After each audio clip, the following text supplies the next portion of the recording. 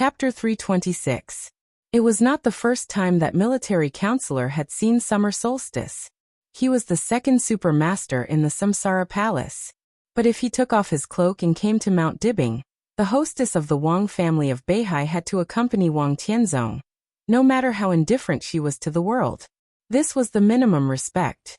Military counselor had been to Mount Dibing before. Therefore, in his eyes, Xia Ji was an innocent, lively and intelligent girl. She didn't have any schemes. Even though she was middle-aged, her heart was still as clear as glass and carefree. She was a woman who had been carefully protected, and even spoiled by Wang Tianzong. She was so simple as if she lived in a fairy tale world. This was summer solstice in military counselor's eyes. But now, looking at the woman standing quietly above Emperor Palace, military counselor even felt that he had hallucinations. Summer solstice had no schemes. But she had a sword. She had a sword. She had majesty. That was indescribable strength and majesty. The dark night completely faded in front of Emperor Palace. The dim yellow sword light silently extended to every space in front of the palace. A large amount of sword light gathered and did not disperse, directly forming a setting sun above summer solstice. The setting sun became more and more blazing, so the sword intent became purer. This was another expert at the peak of the invincible realm in the Wang family of Beihai. The hostess, who had always played the role of a silly and sweet person in the Wang family of Beihai, might not be interested in strategies and general trends, and she had always enjoyed Wang Tianzong's pampering. It seemed that she had never done anything for the Wang family of Beihai. She didn't need to do anything. Just as Wang Tianzong said. She was beautiful, good at cooking, and could look after the house. Shouldn't a real hostess be like this? Even if she didn't do anything, as long as she was still in Mount Dibing, Wang Tianzong would have no worries wherever he went. And did she really not do anything? No one knew. But at least Wang Tianzong knew. Many years ago, when he was about to break through to the invincible realm, if summer solstice hadn't gone to the border and made up for the vital combat capability of the invincible realm in the lineup to besiege Li Kuangtu, it might not have been the Li family, but the Wang family of Beihai who had committed treason and collapsed. If she hadn't tried her best to break Li Kuangtu's murderous weapon, Infinite Sky, at the very beginning, she wouldn't have been knocked down from the invincible realm, and she wouldn't have been seriously injured to this day. She had yet to recover from her injuries. But when Wang Tianzong was absent, she could still draw her sword. She had once fallen from the invincible realm, and her foundation had been completely loose. But after more than 20 years of accumulation, even if she was in a special state, when she pulled out the sword now, the sword intent that burst out was still at the peak of the invincible realm. Summer solstice stretched out her hand. Her slender and white fingers grasped behind her. It was a famous sword of the Wang family of Beihai that had not been seen for many years. The body of the sword was slender and simple. The sword was named Autumn Water. The dim yellow sword light scattered in all directions, covering every corner in front of the Emperor Hall. The men of sacrifice who were determined to die were still charging forward. Everyone recognized Xia Ji's sword. In the dim sword light, it was the 24 moves of sword belonging to the Li family. Ninth Blade Dusk. With their background, dying under this sword was truly an indescribable irony and desolation. In an instant, the lightning in the dusky world became frenzied. The blue lightning bloomed densely, as if to tear the whole dusk apart. Summer solstice's palm suddenly grasped the hilt of the sword. The sound of the long sword being unsheathed echoed over Mount Dibing. The setting sun gathered at the end of the sword. Energy instantly leaped up again. The night had been completely dispelled. The top of Mount Dibing was full of the dusk. The dusk gently shook. All the lightning was directly suppressed, and there was no sound. The autumn water behind summer solstice was unsheathed. The sword light was bright. The sword intent surged again. The dim yellow sword light seemed soft, but it quietly twisted the armor of all the men of sacrifice. Blood spurted out of the armor, reflecting in the dusk, which looked extremely cruel. The remaining group of men of sacrifice was still charging. Even if they were to die, they would die on the way of charging. Summer solstice's cold and slightly dignified expression did not change at all, but her delicate eyebrows were slightly raised. The long sword Autumn Water was completely unsheathed. The sword light was brilliant. The dim dusk suddenly became chaotic and violent. High up in the sky, the setting sun gathered a lot of rich sword energy and went straight up as the bright sword light was unsheathed. The dusk dissipated in the frenzy. The light on Mount Dibbing multiplied, suppressing the lights, getting brighter and brighter. It was already late at night in Beihai province. But Mount Dibbing lit up with real light. Sunshine. The setting sun gathered by the sword intent had completely turned into a scorching sun. Flowers bloomed under the scorching sun. Summer solstice's graceful body rotated wildly with the sword, like a grand but extremely dangerous dance. The monstrous sword light spread like a flower. Summer solstice rotated faster and faster. The scorching sun in the sky had completely disappeared, and the light on Mount Dibbing was even brighter. A little flame appeared at the tip of Summer Solstice's sword. As her figure danced, the flame suddenly created a wave of fire that could cover everything. The monstrous sword light raged with the raging fire. The last group of men of sacrifice didn't even have time to do anything. They were directly swallowed by the fire wave and turned into nothingness in the sword intent all over the sky. The eighth blade, burning sky. Summer Solstice's body shook. The spreading fire began to converge toward her. On the top of Mount Dibbing, in the gathering fire, a touch of snow suddenly rose. The moment the sword light as cold as snow lit up, Mount Dibbing was full of thunder. The violent blue electric arcs covered everything without warning. Just at the moment when Summer Solstice withdrew her sword and relaxed. This was a real sneak attack and assassination. The means were not despicable and insidious, but the timing was just right. Saint broke open the alloy armor on his body. This was his fastest sword, and also his strongest sword in the state of Holy Disciple. The sword intent of this sword was still at the peak of the thunder-shocking realm, but its destructive power seemed to have entered the invincible realm. Military Counselor was a little slower than Saint. General and Duke rushed up side by side. Thunder light. There was only thunder light.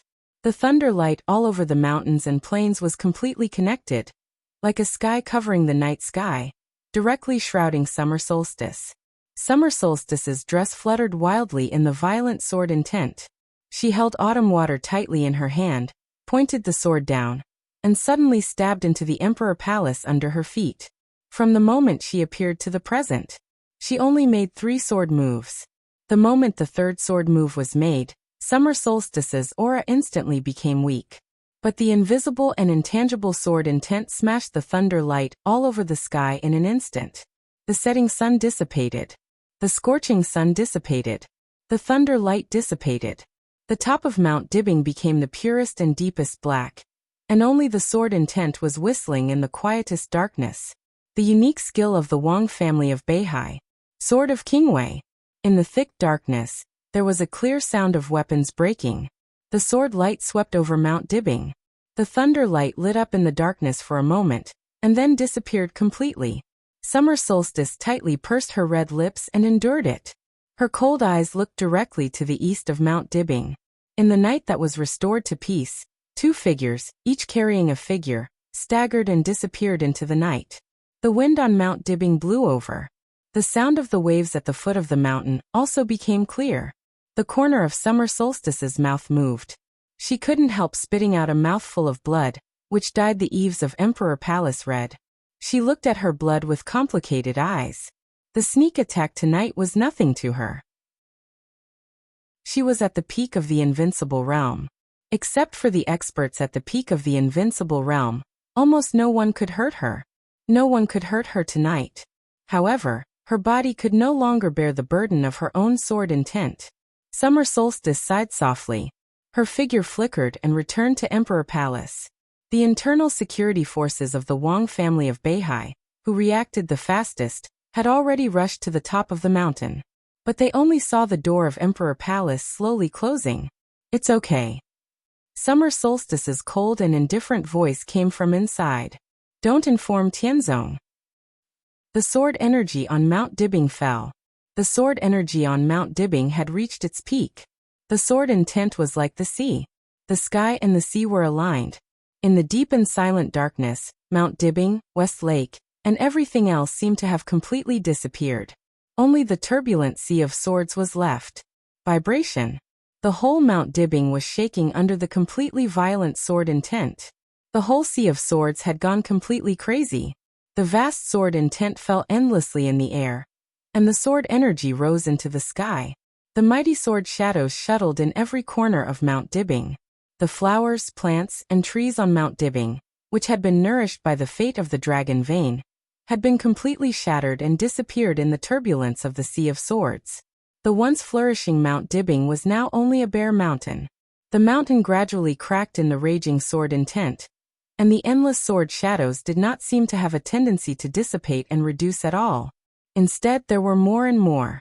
Li Honghe moved forward slowly in the Sea of Swords. His pace was extremely steady, but also extremely slow. He didn't know where Wang Tianzong was, but he knew Wang Tianzong's character, so he went straight forward. As long as he went forward to the end, no matter where Wang Tianzong was, he could see him. The sword intent was like a tsunami. The surging tide rose. The surging tide fell. Li Honghe had walked hundreds of meters in the Sea of Swords. His body was always shining. The extremely rich sword intent turned into the purest light. Li Honghe was like a ball of light in the Sea of Swords. He was moving forward. The Sea of Swords was retreating. Mount Dibbing, which had been ravaged by the infinite sword energy, had been unrecognizable. Everything had disappeared, including flowers, trees, and wooden houses. Wherever the sword energy passed, the land was completely dried up, and all the water was completely evaporated. Cracks appeared on the dry land one after another.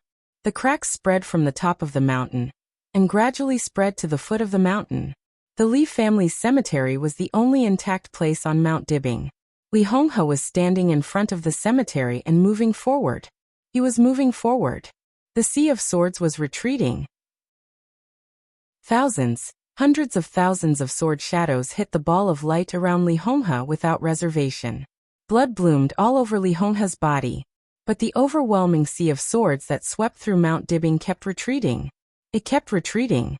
Countless sword shadows were thrown into the sky messily and fell back again. There were more and more sword shadows. The light around Li Honghe was getting brighter and brighter. All the sword shadows were lifted up by him along the way. A huge wave of thousands of meters high had appeared in front of Li Honghe. They were all swords. There were so many swords that made people desperate. The edge of the sword flashed with dark and deep light. The sword energy surrounded it, and the reincarnation seemed to be endless. The sword energy was like a sea. This was not Wang Tianzong's 6 paths of reincarnation, but it was definitely a sword strike with all his strength.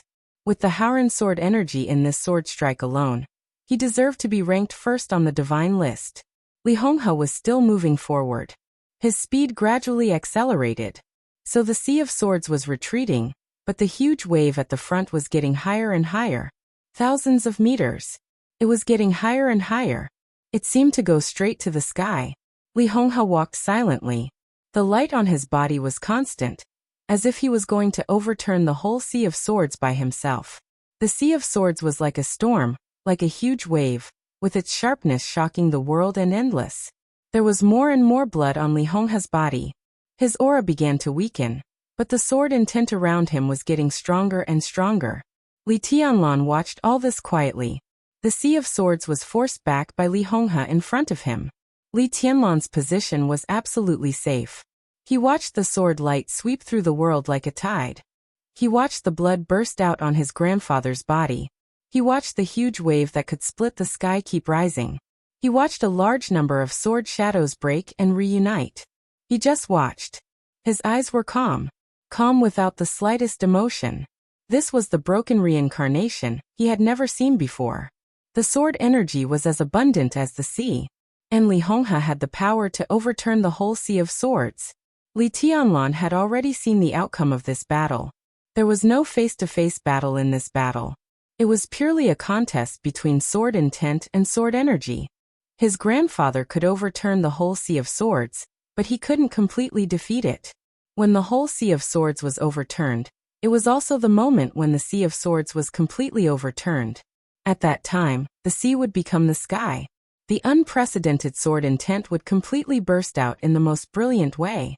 Li Tianlan didn't know what he could do at that time, but he wanted to try. He had to try. Li Honghe's speed was getting faster and faster.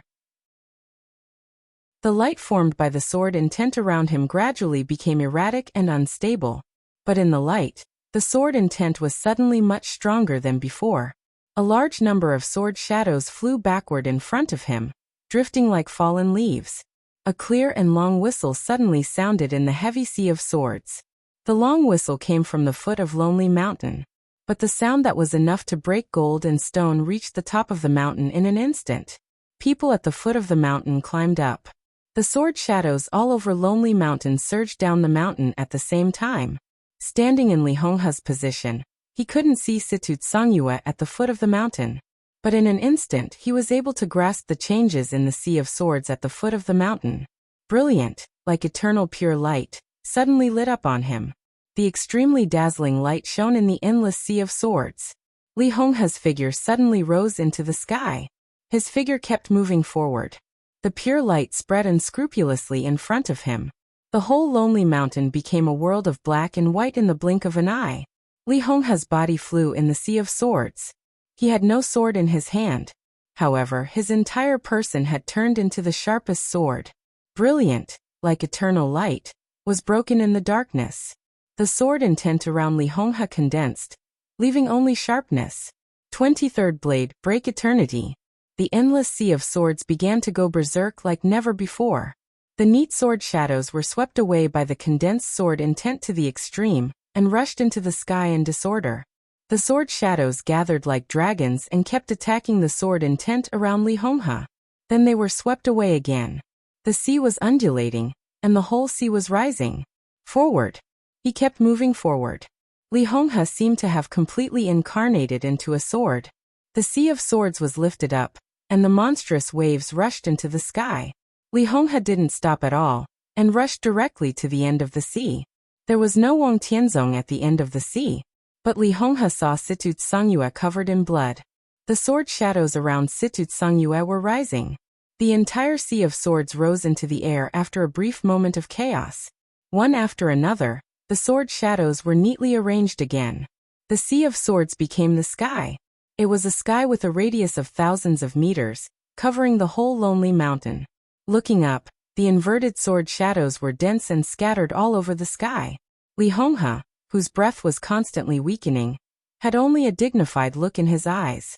There was a breeze on Lonely Mountain. The endless sword shadows in the sky shimmered in the wind. The light lit up one by one. A weak light, a sharp light, and a cold light. The light occupied all of Li Honghe's vision. Like stars all over the sky, Wang Tianzong's voice finally sounded in the nothingness again. It was simple. Senior Li, goodbye. The stars began to fall. They rolled down like the collapsing and pouring Milky Way. His face changed dramatically, and he took a step forward subconsciously. A faintly discernible sigh suddenly rang out in the flourishing galaxy. Then a sword intent that was almost similar to but not exactly the same as the Milky Way appeared on Lonely Mountain. And beside Li Honghe without warning. The Milky Way was falling. The ground lit up. The shining light could almost cover everything. The light below was as far as the Milky Way above was. The light and the falling Milky Way kept merging, neither advancing nor retreating. The dazzling light gradually became soft and cold. A slender and elegant figure appeared in front of Li Honghe and Situt Songyue. He was bathed in light and completely protected the two behind him. The shining Milky Way was still falling. It became more and more determined. The cold and soft light enveloped the whole Lonely Mountain, shining and rippling against the falling character. The light was as cold as the moon, coldly accommodating the falling stars from the sky. Humph! In the high sky of the nothingness, Wang Tianzong's voice sounded again with faint anger. Fengting, are you going to intervene? Lin Fengting. Li Tianluan froze for a moment. Situt Songyue also froze for a moment. Everyone in the Li family was a little stunned. I have no choice. In the light, Lin Fengting's voice sounded. His voice was calm and emotionless, just like his mood. Wang Tianzong fell silent. He had no choice. He understood this sentence. There was no choice, and there was no way out. Everything he did was something he had to do. Wang Tianzong's figure appeared high in the sky. The star-like sword shadows were still falling wildly. Wang Tianzong stood high in the sky, as if stepping on the stars. He glanced at Lin Fengting.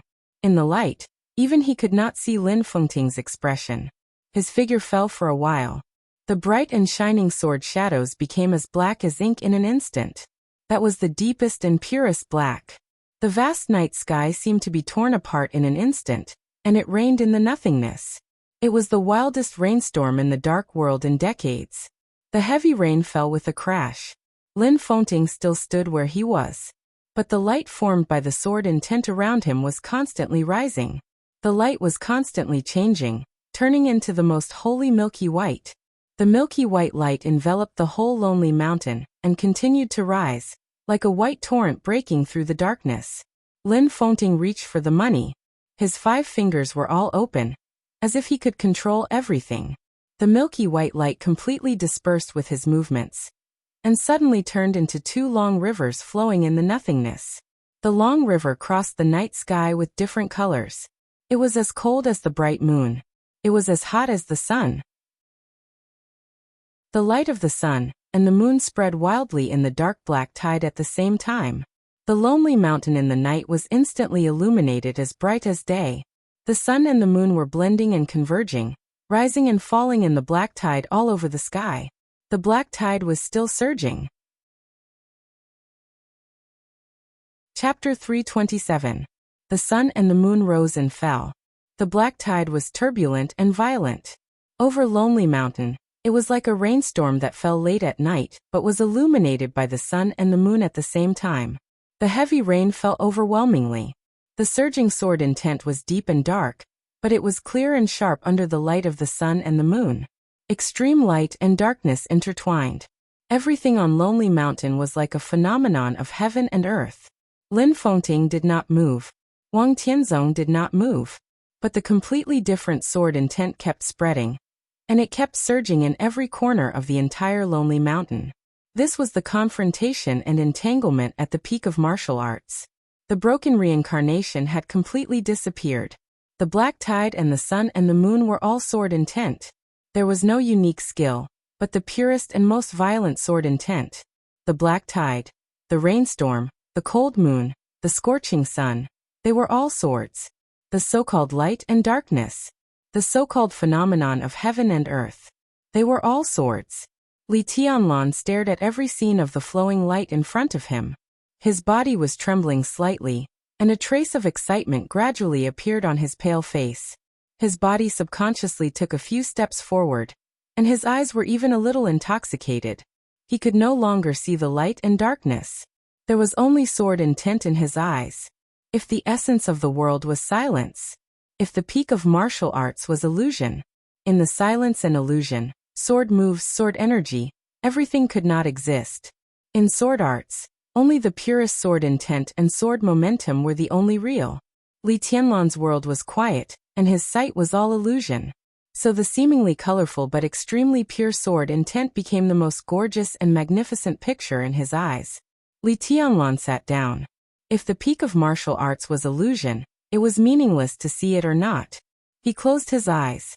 In the blink of an eye, he directly entered the deepest level of meditation. The endless sword intent became clearer and clearer in his conscious perception. At this moment, he seemed to be touching the essence of the sword intent of the Wang family of Beihai and the Lin clan. The essence of sword intent. The sword intent of the 24 moves of sword was far greater than that of the Wang family of Beihai, and its light was like the sun and the moon. But the sun and the moon would also be silent, silent in the pure darkness. Any light that could dissipate in the darkness was illusion. Only darkness was real. Therefore, although the martial arts of the Wang family of Beihai was not as grand as the 24 moves of sword, it was far more real than the 24 moves of sword. Reality and illusion. This was the essence of the highest level of martial arts, surpassing the level of sword intent, the strength of defense, and all other basic essences. This was the first time Li Tianlan had seen the truth. Illusions could reach the end of martial arts. You can be real too. At this moment, Li Tianlan suddenly thought of deity he met in Heaven Capital. Thinking of his sword light that was as vast as the sun and moon. Thinking of his truth that was as dark as eternity. He had touched upon the path of the strongest martial arts, but he could no longer reach the end. It was only at this moment that he vaguely understood the ambition of God. Wang Tianzong, Lin Fengting, Shen. Every one of them had talent comparable to a genius. The world wouldn't exist just for one person. Everyone had the potential to become a true prodigy. Li Tianlan sat quietly. He seemed to have fallen into the deepest state of nirvana. The entanglement of the black tide and the sun and the moon seemed to be endless. Li Tianlan's figure began to disappear in the sword intent all over the mountains and plains. In a trance, he seemed to have completely left the lock of Wang Tianzong and Lin Fengting's sword intent. It was a great victory. It had been 3 years. Li Tianlan hadn't really shown his strength after his return, but his martial arts had taken half a step forward. This half step was very small, but it had an extraordinary meaning. At this moment, Li Tianlan sat there. His figure had never been blurred, but it had never been clearer. It was like heaven and earth. It was always the most real existence. But because it was too grand, it would always be subconsciously ignored. Wang Tianzong noticed Li Tianlan's change at the first time. Above the black tide, a sharp and cold snort sounded like thunder. In an instant, the black rain all over the sky stopped. The rain-like sword shadows all stopped around the light of the sun and the moon. The sword shadows began to gather wildly. The sword sea turned into a starry sky. The starry sky turned into a rainstorm. The rainstorm turned into a sword sea again. All the sounds on Lonely Mountain disappeared completely. The despairing silence began to spread, and only the sun and the moon remained the same. Looking from a distance, the sword sea was like a dark halo flowing around the sun and the moon, covering the entire Lonely Mountain. Li Tianlan didn't move. Lin Fengting's expression suddenly became extremely serious. Tianzong, do you have to do this? Lin Fengting said in a deep voice. The cause of the past is the effect of today. I have no choice. Wang Tianzong's voice was cold. In fact, cause and effect were no longer important. It didn't matter whether the Li family owed the Wang family of Beihai or not. Li Honghe might feel guilty to the Wang family of Beihai, but it would not change anything. Since there was no turning back, he could only make the best of the mistake. Right and wrong could not decide everything. After all, the enemy could only be the enemy. The endless sea of swords rippled for a moment. Countless sword shadows trembled. Around the light of the sun and the moon, the sword sea formed a wave. The wave did not spread outward. Instead, it collapsed inward. In a trance, there was a storm between heaven and earth in the huge tide. An indescribable storm swept through everything along with an earth-shattering boom. The darkness began to become more real than ever. The densely packed sword shadows became extremely crazy in an instant. The storm destroyed everything in the sword shadows. The monstrous black tide rushed towards the sun, and the moon in the center without any hesitation. All the sword intent poured out in the most violent way in an instant. The sword sea was collapsing, and the sun and the moon were expanding. The entire Lonely Mountain was shaking and cracking in the extreme outbreak of sword intent. The light of the sun and the moon spread out to the limit. All the sounds disappeared completely in an instant. Only the storm and the tide were still the same. A dazzling white spot suddenly lit up in the center of the sun and the moon. In the silent world, the sun and the moon seemed to explode completely. The white spot suddenly became a dazzling light everywhere. The light swallowed the darkness. The darkness shattered the light. A void appeared in the sky where light and darkness intertwined. The void was formed and shattered. Light and darkness intertwined. The whole sky became mottled with black and white intertwined. In the absolute chaos, Lin Fengting seemed to move. He took a step forward. But the landing point was not in front of him, but directly appeared in the sky thousands of meters above. Wang Tianzong also moved. For the first time, there was a harsh sound of gold and iron colliding in the air. The two long swords seemed to have collided once, but no one could see it clearly. The mottled black and white sky surged and exploded. A blazing white halo appeared in the sky, and all the sword intent kept spreading out in the halo. The mountain collapsed and the earth cracked. This was a real mountain collapsed and the earth cracked. There was only light and darkness in the soaring sword intent, and nothing could be seen clearly.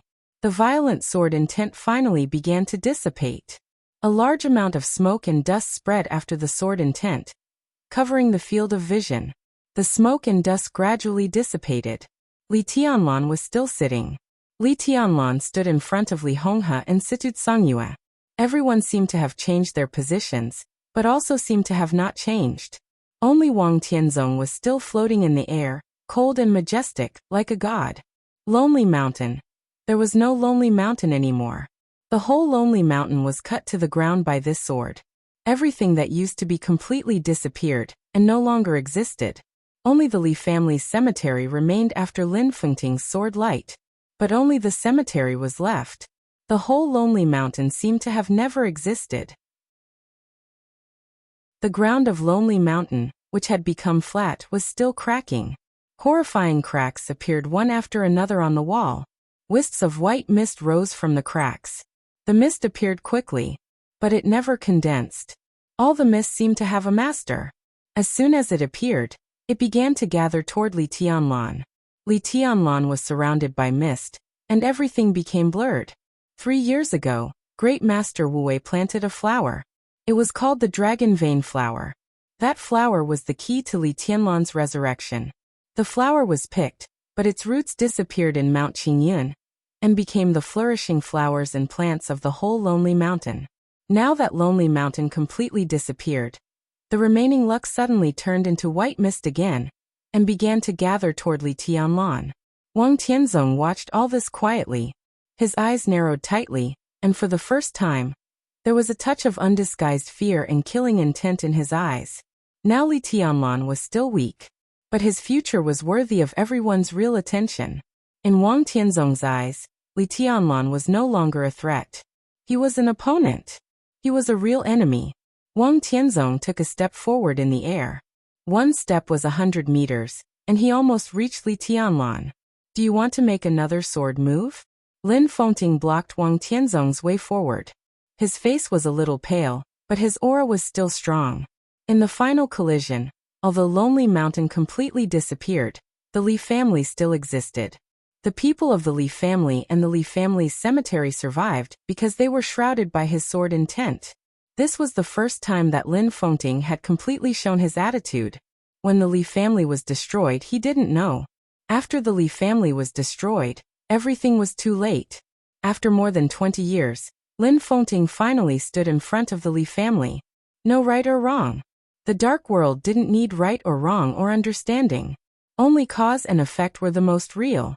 Fengting, is this your attitude? Wang Tianzong looked into Lin Fengting's eyes. Yes.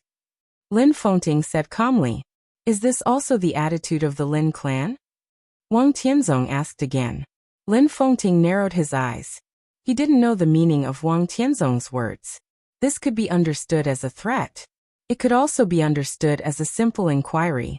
Lin Fengting suddenly smiled. If you really want to understand it in this way, it's not impossible. The Wang family of Beihai was indeed powerful. They deserved to be called the first force in the dark world. Although the headquarters of the Lin clan stood aloof from the world. But with the branches scattered all over the world, it was also a giant.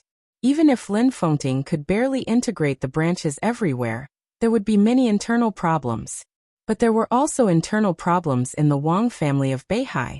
Wang Tianzong's pupils contracted, and he said in a deep voice, "Why?" "I have no choice." Lin Fengting shook his head. Wang Tianzong knew that he had asked a nonsense question. Since there was no choice, anything he said was nonsense.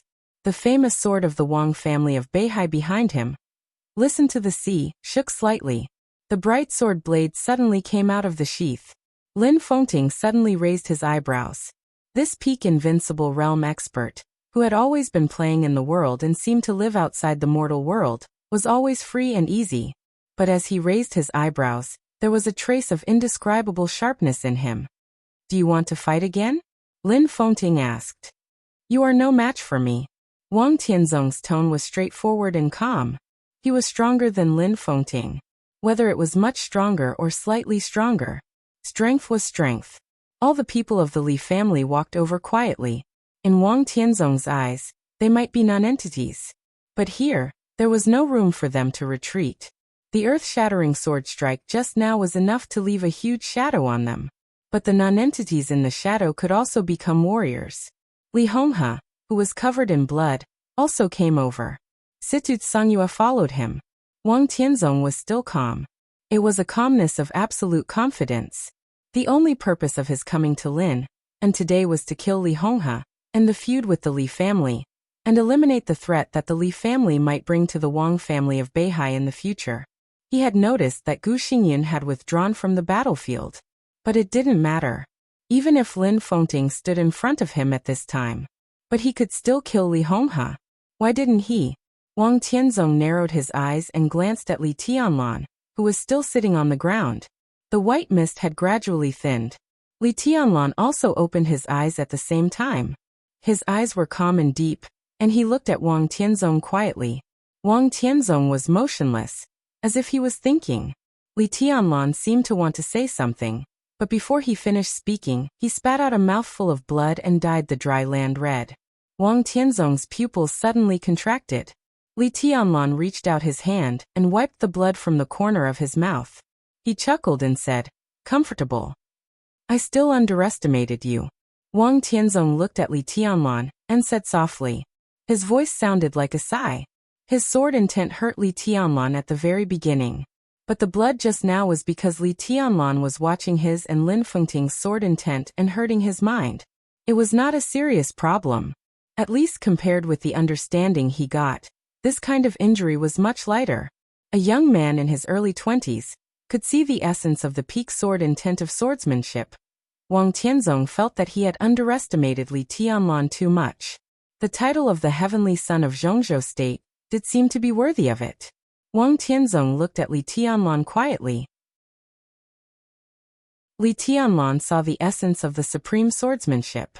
He also vaguely saw Li Tianlan's path. When did you recultivate the 4 realms of martial arts? Wang Tianzong suddenly asked. Li Tianlan's eyes slightly narrowed. 3 years ago. It only took 3 years? Wang Tianzong raised his eyebrows. It was 2 years, Li Tianlan said. Wang Tianzong's mouth twitched. The time is too short. The foundation is unstable. There is still time in the future. Li Tianlan's tone was calm. Wang Tianzong had nothing to say. He recultivated the 4 realms of martial arts in 2 years. Li Tianlan's foundation was indeed unstable. But Li Tianlan took the 4 realms of martial arts as the most basic foundation and starting point, directly jumped out of the 4 realms of martial arts and embarked on a new path. The 4 realms of martial arts were everyone's road to invincibility, but for Li Tianlan, they became the initial foundation. The foundation was unstable?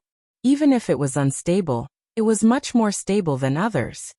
Would you like to join the Wang family of Beihai? Wang Tianzong was silent for a while, and then asked. He asked without changing his expression. The Wang family of Beihai has never owed the Li family anything. As long as you are willing to join the Wang family of Beihai, all the grievances can be written off, and I can give you the power to be on an equal footing with Shengshao. Wang Tianzong's tone was calm and solemn. Li Honghe's face suddenly changed and he said subconsciously, "The Li family will not be anyone's vassal." His tone was a little fast, a little hasty, and even a little out of control. The Li family? Wang Tianzong twitched the corner of his mouth with a faint smile. He didn't look at Li Honghe, but at Li Tianlan. Li Tianlan was looking at his grandfather who was covered in blood. He slowly walked to Li Honghe's side, held the old man who was shaking a little, and whispered, "The blood can't be shed in vain." That was his answer. Wang Tianzong's eyes flashed. Lin Fengting, Li Honghe, Situt Songyue, plus more than a dozen elites from the Li family, and Li Tianlan. Wang Tianzong kept calculating in his heart. He couldn't kill Lin Fengting. He didn't want to kill him. But if he wanted to kill others, Lin Fengting might not be able to stop him. The premise was that he was willing to pay the price. The price might be heavy, but compared with the Li family, which was more important? The temperature in Wang Tianzong's eyes gradually decreased, and he began to become determined. "You refused me again." Wang Tianzong looked at Li Tianlan. "I'm just telling a fact," Li Tianlan said. "Until now, I've determined my future path, or the path of the East Emperor Palace." He looked at Wang Tianzong. He suddenly smiled and said, "Your Majesty, after the maneuver, the East Emperor Palace will go to Wuyue to develop. How about that?" Wuyue Province. The stability of the Southeast Group was second only to Beihai Province.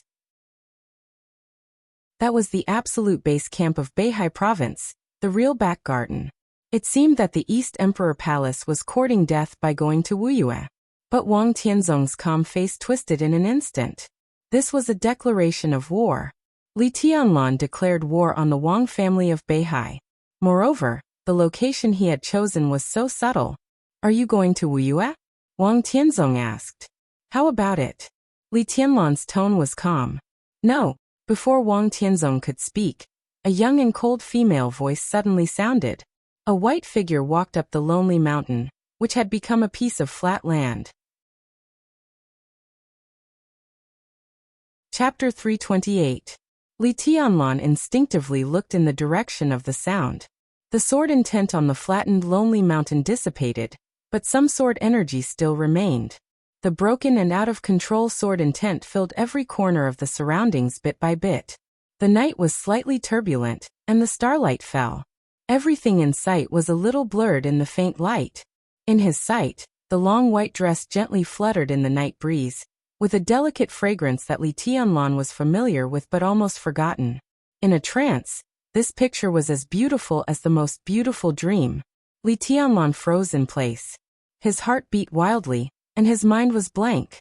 He stared at the figure getting closer and closer to him. Qin Weibai. Li Tianlan had imagined the scene of the two meeting again many times.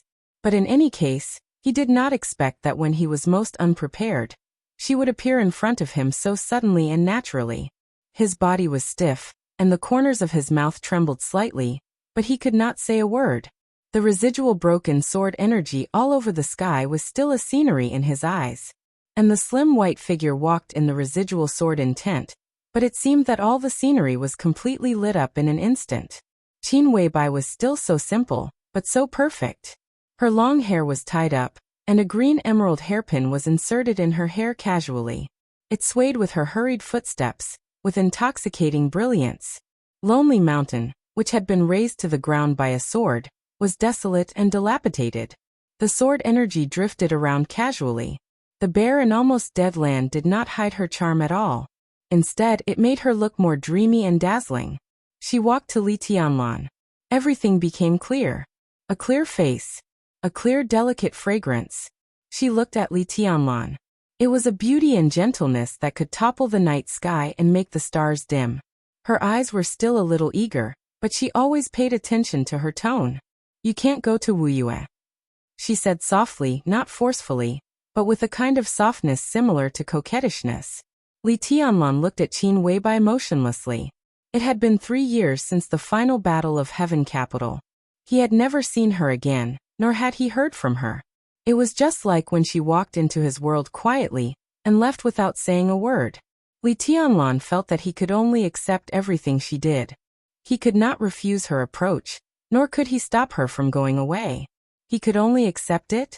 Li Tianlan took a deep breath and looked at Qin Weibai, who appeared in front of him again. She was so close. She was so close that as long as he reached out, he would be able to pull her into his arms. She told him not to go to Wuyue. The corners of Li Tianlan's mouth moved. His voice became extremely dry, emotionless, and even devoid of warmth. "Why?" he asked. Qin Weibai's face suddenly turned pale. Wang Tianzong and Lin Fengting raised their eyebrows at the same time. What Li Tianlan asked was why. Not why. It was a difference of one word, but it was two completely different emotions. "I don't want you to go to Wuyue," Qin Weibai whispered. Li Tianlan smiled. "You don't want to." He recalled everything about him and Qin Weibai. She wanted to walk into her own world, so she became her own woman. She wanted him to enter Sai City, so she became the young governor of Sai City. She wanted to distance herself from him. As a result, the several heavenly kings of Samsara in Tiandu quietly disappeared before the decisive battle. After the decisive battle, she didn't want to have the slightest connection with his future, so she completely cut off all connections between him and her. Now she appeared in front of him again. and said that she didn't want him to go to Wuyue. She expressed what she wanted or didn't want in the most direct way, which was sometimes gentle, but sometimes so cruel. Li Tianlan suddenly found himself so powerless. He couldn't resist Qin Weibai's gentleness, nor could he stop her cruelty. He didn't like this feeling of being controlled, approached, and abandoned, from beginning to end. He never had the feeling of being in charge. He didn't understand Qin Weibai's choice every time, but he really cared about her too much. The more he cared about her, the more dissatisfied he was. Li Tianlan's heart gradually became quiet. He felt that his body began to cool down inch by inch from his fingertips. His limbs, torso, heart, and even his voice became extremely cold. "Who are you?" He looked at Qin Weibai and asked. This sentence was like an extremely sharp knife, cutting open his chest in an instant, and leaving a bloody scar on his heart. It hurt, but it was almost twisted with pleasure. "My future has nothing to do with you. Then when you stand in front of me, who are you? Who are you?" Qin Weibai's face suddenly lost all the blood. Li Tianlan turned directly, looked at Wang Tianzong, and said word by word, "I will go to Wuyue, after the maneuver." "No," the pale Qin Weibai said again. "You can't go to Wuyue. You will die." "Who are you?" Li Tianlan didn't look back and asked the same question. This cruel question seemed to be dripping blood. "I'm your wife. I won't let you go to Wuyue. You can't go." Qin Weibai bit her lip and took a step forward, directly hugging Li Tianlan from behind. "Don't be angry with me, okay? I won't allow you to go to Wuyue, please." She pulled Li Tianlan hard with her small hands, as if she wanted to turn his body around. "Hug me. I won't make you angry in the future." Li Tianlan's body trembled slightly. He tried to maintain his inner anger and resentment, but the delicate fragrance around him seemed to have magic power. It completely destroyed all his reason, his anger, his confusion, and his determination in the first place. Everything became no resistance in front of Qin Weibai. Li Tianlan suddenly turned around and held Qin Weibai in his arms. Completely ignoring other people's gazes, he held Qin Weibai's small face and kissed her directly. Qin Weibai's body stiffened for a moment. Then she obediently reached out and put her arms around his neck, responding carefully. A blush as bright as the morning glow quietly climbed up her face. Li Tianlan's unconscious movement messed up her long hair that was tied up. The turquoise hairpin slipped out of her hair and fell on the dry land. Wang Tianzong, Lin Fengting, Li Honghe, and Situ Tsangyue, the four people's eyes almost followed the turquoise hairpin from top to bottom. The hairpin rolled on the ground. As Li Tianlan moved forward, Qin Weibai raised a small foot and directly stepped on the hairpin. The corners of the four invincible realm experts' mouths twitched at the same time. Lin Fengting coughed dryly. Qin Weibai, who finally realized that the occasion was not right, gently pushed Li Tianlan, tilted her head and whispered, "Wait for the night." "It's night now." Li Tianlan's voice was rough. Qin Weibai gently raised her eyebrows and glanced at Li Tianlan. Her cheeks were red, and she said with a faint smile, "Yes, what do you want to do?" The question was so direct that Li Tianlan suddenly held back all his movements. He took a deep look at Qin Weibai, took a deep breath, and did not speak. Qin Weibai lay in Li Tianlan's arms and whispered, "You're not angry anymore, are you?" Li Tianlan snorted coldly and remained silent. "Then am I your wife?" Qin Weibai asked again. "What do you think?" Li Tianlan glared at her. "Are you done making out?" Wang Tianzong's voice sounded at an inappropriate time. Li Tianlan was suddenly shocked, and his heart fluctuated violently. Holding Qin Weibai, he ignored Wang Tianzong for a moment. Qin Weibai turned to look at Wang Tianzong in Li Tianlan's arms. She gently squatted down and picked up the turquoise hairpin on the ground. The hairpin fell to the ground and was stepped on. After picking it up, it was still free of dust and had a soft green luster. Qin Weibai casually tidied her long hair and put the hairpin back on her head. Her movements were elegant and soft, and her aura gradually changed. In a short period of time, she seemed to change from the little woman in Li Tianlan's arms to the number 2 figure of Samsara Palace. "What are you still doing here?" Qin Weibai looked at Wang Tianzong and said in a flat tone. A strong killing intent suddenly flashed through Wang Tianzong's eyes. Qin Weibai asked him what he was still doing here. The other meaning of this sentence was that there was nothing he could do here. Wang Tianzong looked at Qin Weibai. Qin Weibai was still held in Li Tianlan's arms. But she was no longer the little woman who was nervous and a little careful just now. Qin Weibai in Li Tianlan's arms was as strong and cold as a queen at this moment. Wang Tianzong looked at the turquoise hairpin in Qin Weibai's hair. The green light of the hairpin swayed. It carried a faint but extremely clear glow. Wang Tianzong took a deep breath. If there were only Lin Fengting and Situ Songyue, he still dared to gamble and take action. At most, he would pay a heavy price. But at this time, there was Qin Weibai. Everything was unpredictable. Qin Weibai was here. The power of samsara had come near Lonely Mountain. Qin Weibai came. What about the master of Samsara Palace? Even if the master of Samsara Palace did not take action, Qin Weibai would at least have a top combat capability that could not be ignored. Even if all this could be ignored, Li Tianlan could also exert the power of this turquoise hairpin. The hairpin on Qin Weibai's head seemed to be just an ornament. But it was a murderous weapon belonging to Samsara Palace. Blue Sky Underworld. Blue Sky Underworld fired in Europe 3 years ago. In 3 years, even with the intelligence of the Wang family of Beihai, it was not sure whether Blue Sky Underworld had the energy to fire again. The murderous weapon was the weapon of the nation. The energy storage time of the 12 murderous weapons was the most important secret. If Blue Sky Underworld could fire again, the power of one blow was enough to break the balance in the field. How is Gu Xingyun? Wang Tianzong suddenly glanced at Situ Songyue and asked.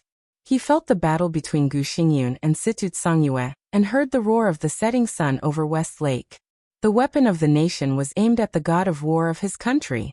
After this battle, Situ Songyue made her position clear, but Sai City also had to pay the price. I don't know. It's best if he dies. Situ Songyue said in a flat tone. Gu Xingyun had just returned from Star State, and was already injured. Now he was hit by setting sun head-on. He was lucky not to die. At least he couldn't help Wang Tianzong tonight. Wang Tianzong smiled and said coldly, if Gu Xingyun doesn't die, what price will Sai City pay? Have you thought about it? What about you? Situ Songyue asked calmly. You came to Linen tonight but didn't succeed. What price will the Wang family of Beihai pay? Have you thought about it? Wang Tianzong's eyes narrowed, but he did not say much. His figure gradually faded in the ruined Lonely Mountain, and finally disappeared completely. Sword Emperor's last glance fell on Li Tianlan. His voice echoed in the night sky, plain and clear. East Emperor Palace goes to Wuyue. The Wang family of Beihai welcomes you very much. It depends on whether you dare to come or not. Qin Weibai in Li Tianlan's arms suddenly tightened, and looked at Li Tianlan nervously. Li Tianlan did not respond. He just let go of Qin Weibai and bowed deeply to Lin Fengting. Thank you, senior. He bowed to Situ Songyue again and said respectfully, thank you, governor. Qin Weibai stood beside Li Tianlan, and bowed to the two with him. Lin Fengting calmly accepted their bows. Chapter 329. In the latter half of the night, Qin Weibai took everyone to a villa area near West Lake. The villa was bought by Qin Weibai a few years ago. As the adopted daughter of Great Master Wu Wei, Qin Weibai often came to Lin, and to visit him when he was alive. This villa was her temporary resting place. The villa was not far from Lonely Mountain. When Lonely Mountain was still there, people with good eyesight could even clearly see the lights in the villa from the highest point. Now that Lonely Mountain had collapsed under the sword of Lin Fengting and Wang Tianzong, this villa had temporarily become a place for the Li family to stay. The villa was large and in a good location. The fragrance of flowers was overflowing, and the landscape could be seen. Flaming Fire, who came to Lin and with Qin Weibai, arranged rooms for the remaining elites of the Li family, while Qin Weibai accompanied Li Tianlan. Li Tianlan paid attention to Li Honghe's condition. Li Honghe changed his clothes, but refused to let anyone check his injury. He looked no different from the grandfather in Li Tianlan's memory, but he was very different from the Li Honghe Li Tianlan saw at dusk. There was no difference between him and Li Honghe 3 years ago. There was no difference between him and Li Honghe before the battle tonight. Li Honghe's body was no longer stooped. His body was straight and his hair was gray, but his spirit was extremely strong. He stood quietly in front of the window and looked at Westlake shrouded in moonlight in the night. He seemed to be much younger all of a sudden, giving people a very tall and straight feeling. The more beautiful the surface was, the more fragile the inside was. The worry in Li Tianlan's eyes grew stronger. "I'm fine." Noticing his grandson's gaze, Li Honghe smiled and said slowly, "You know my state. For me now, the injury is not important. As long as I'm alive, I'll be fine." Li Tianlan walked to Li Honghe's side and looked at his still ruddy and even glowing face. "How is it?" Li Tianlan asked seriously. "It's fine." Li Honghe was silent for a moment and gave a simple answer. "What about the specifics?" Li Tianlan pursued him relentlessly. "Tianzong's sword completely shattered the foundation of my martial arts, but at the same time, it also shattered the sword intent that I had accumulated for countless years. My foundation is completely loose, and when my body loses balance, my strength will grow faster and faster. But now I almost have no sword intent, so even if my strength grows very fast, it will not burst my body for the time being. I still have some time to live." Li Honghe laughed at himself and said, "In this case, maybe I will live a little longer than before. It's not a bad thing that I can live." Li Tianlan was silent and didn't seem to know what to say for a moment. "I'm afraid I won't be able to help you much in the future." Li Honghe looked at Li Tianlan and said with a smile, "But I'm relieved that you have Qin Weibai by your side. Even if I die now, I won't have anything to worry about. Tianlan, I've left you a gift both inside and outside Zhongzhou State. This is the last thing I can do for you." "What gift?" Li Tianlan raised his eyebrows. "After your maneuver is over, you will slowly get in touch with it," Li Honghe said softly. He took a deep look at Li Tianlan and patted him on the shoulder. "I feel guilty to you, so when you get the gift, you don't have to thank me." He looked in the direction of Lonely Mountain. Lonely Mountain had disappeared. The old man shook his head. "It's a pity for Lonely Mountain. Lonely Mountain will be rebuilt," Li Tianlan said softly. Li Honghe said yes with a smile and suddenly asked, "Do you still hate the Wang family of Beihai?" Li Tianlan was stunned. "I don't," he said softly. "In fact, I have never hated the Wang family of Beihai. I don't even hate Kunlun City. This is the truth. I don't think they did anything wrong." To the Wang family of Beihai, to Wang Tianzong, he really didn't feel bad.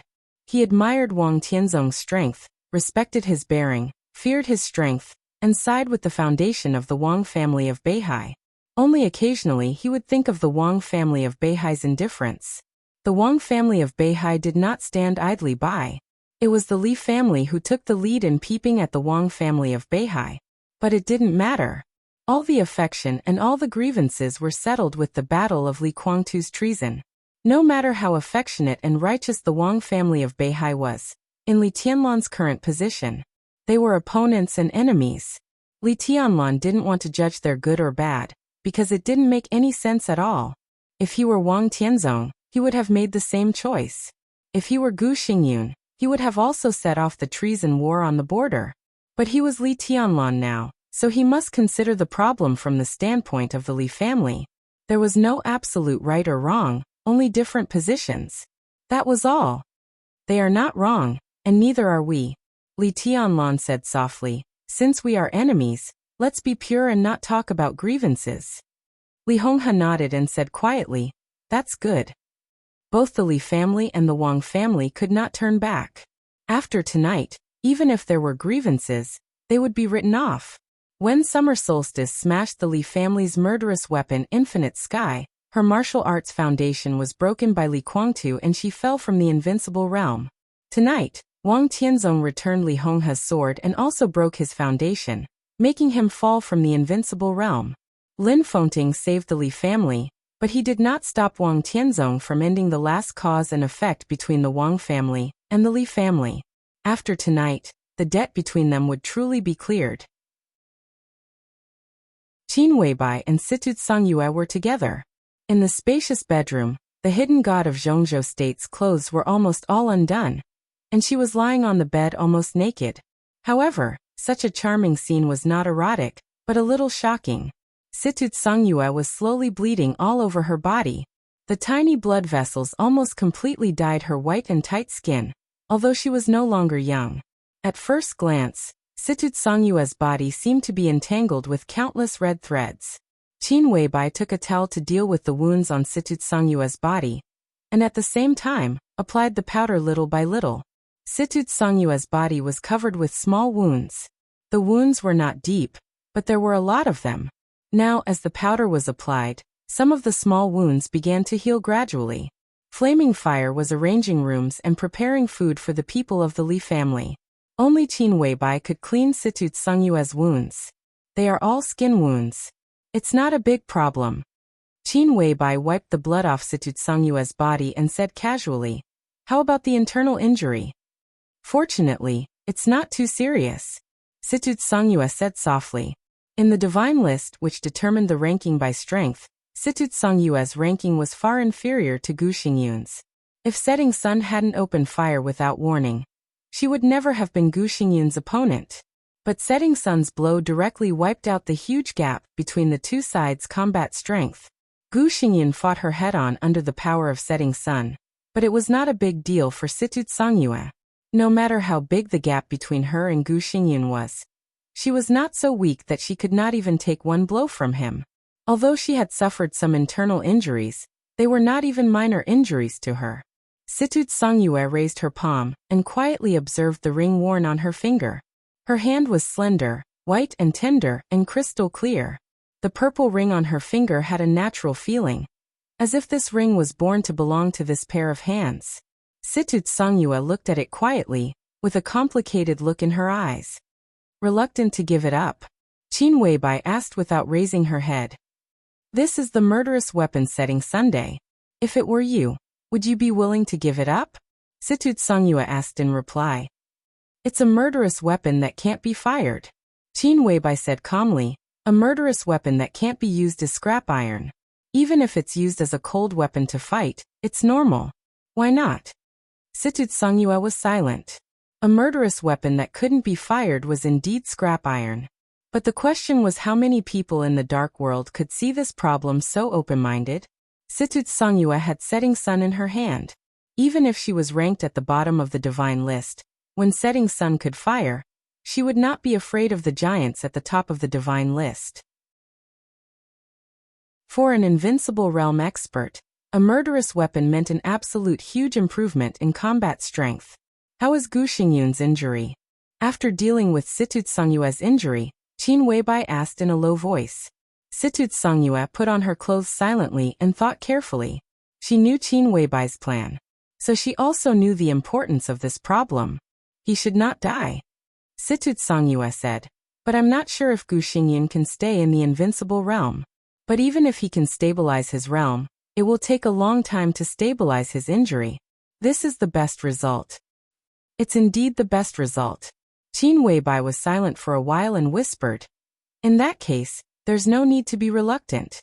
Even if Setting Sun is given to Kunlun City, so what? It won't be long before Tianlan gets it back." Situt Songyue was still reluctant, but she still nodded. The moment Setting Sun fired and the purple light burst, Situt Songyue already knew the result.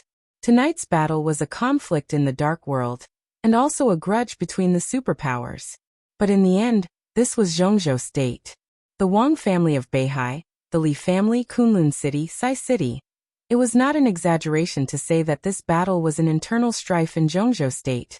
The Dark World and the Special Warfare System were just a part of Zhongzhou State. In this world, individual strength was important, but it was definitely not everything. Even someone as strong as Wang Tianzong could not sweep the world alone. He also needed to consider political factors, economic factors, stability, balance and compromise. Situt Songyue and Sai City needed to consider these more. Sai City had not entered the secular world before. But as soon as it entered the secular world, it directly used the murderous weapon of Zhongzhou State to aim at the god of war, the protector of Zhongzhou State. This matter could not be concealed. It was believed that before dawn, the high-level officials of Zhongzhou State would express their anger one after another. At this point, Even the academics, who had a good relationship with Sai City, would not speak for Sai City. The murderous weapon of the state was aimed at its own people. For such a violation of the rules, Sai City had to give everyone an explanation, and also an explanation that could satisfy Kunlun City. Setting Sun was bound to change owners. This was the most basic thing. No matter how reluctant Situt Songyue was, she had to hand over the murderous weapon that had followed her for many years to Kunlun City to appease their anger. A murderous weapon was not even enough. Sai City had occupied the pattern of the Dark World in the northeast of Zhongzhou State for many years, and it would also be strongly impacted by Kunlun City. From the moment the murderous weapon opened fire, this was a necessary compromise. It was also part of Qin Weibai's plan. "How's the state of Setting Sun?" Qin Weibai asked softly. "I've stimulated the energy of Setting Sun to the greatest extent. It will take at least 3 to 4 years for Setting Sun to store energy again," Situt Songyue said calmly. Qin Weibai nodded. After the battle, Gu Xingyan was seriously injured. Kunlun City had one more murderous weapon and expanded its sphere of influence to the northeast. Kunlun City seemed to have greatly increased in strength, but they needed time to digest it. At least before Gu Xingyan recovered from his injury, a murderous weapon that could not fire could not increase the strength of Kunlun City. On the contrary, it would make them weak. In the case that their comprehensive strength was far inferior to the other party, the only thing Qin Weibai and Sai City could do was to sacrifice their existing resources, secretly and quietly exchange some things to protect their core interests. After this battle, Sai City would lose the murderous weapon, and even lose the right to speak in the special warfare system of 1 or 2 provinces in the northeast. After paying these prices, the core interest they needed to protect was undoubtedly Li Tianlan. There were gains and losses. Everything is temporary. Qin Weibai looked at Situt Songyue and said. Situt Songyue nodded and suddenly asked, "What did the Wang family of Beihai say?" Li Honghe was the former god of war of Zhongzhou State. Although Li Guangtu's treason had dimmed the glory of the Li family, Li Honghe was still one of the veterans of Zhongzhou State, and had a highly respected status. Situt Songyue should not have aimed the murderous weapon at Gu Xingyan. But Wang Tianzong should not have taken the initiative to attack the former god of war of Zhongzhou State. If Li Honghe died tonight, everything would be out of the question. But now Li Honghe was alive. It was believed that many people in Zhongzhou State had something to say. The Southeast group must also pay the price for what Wang Tianzong did tonight. The Li family was bound to get compensation. That was the rule. Everyone was abiding by the rule. "I don't know. I'll listen to Tianlan. He can get whatever he wants." Qin Weibai smiled and said, "Now our distinguished guests should be on their way." "You did all this for him."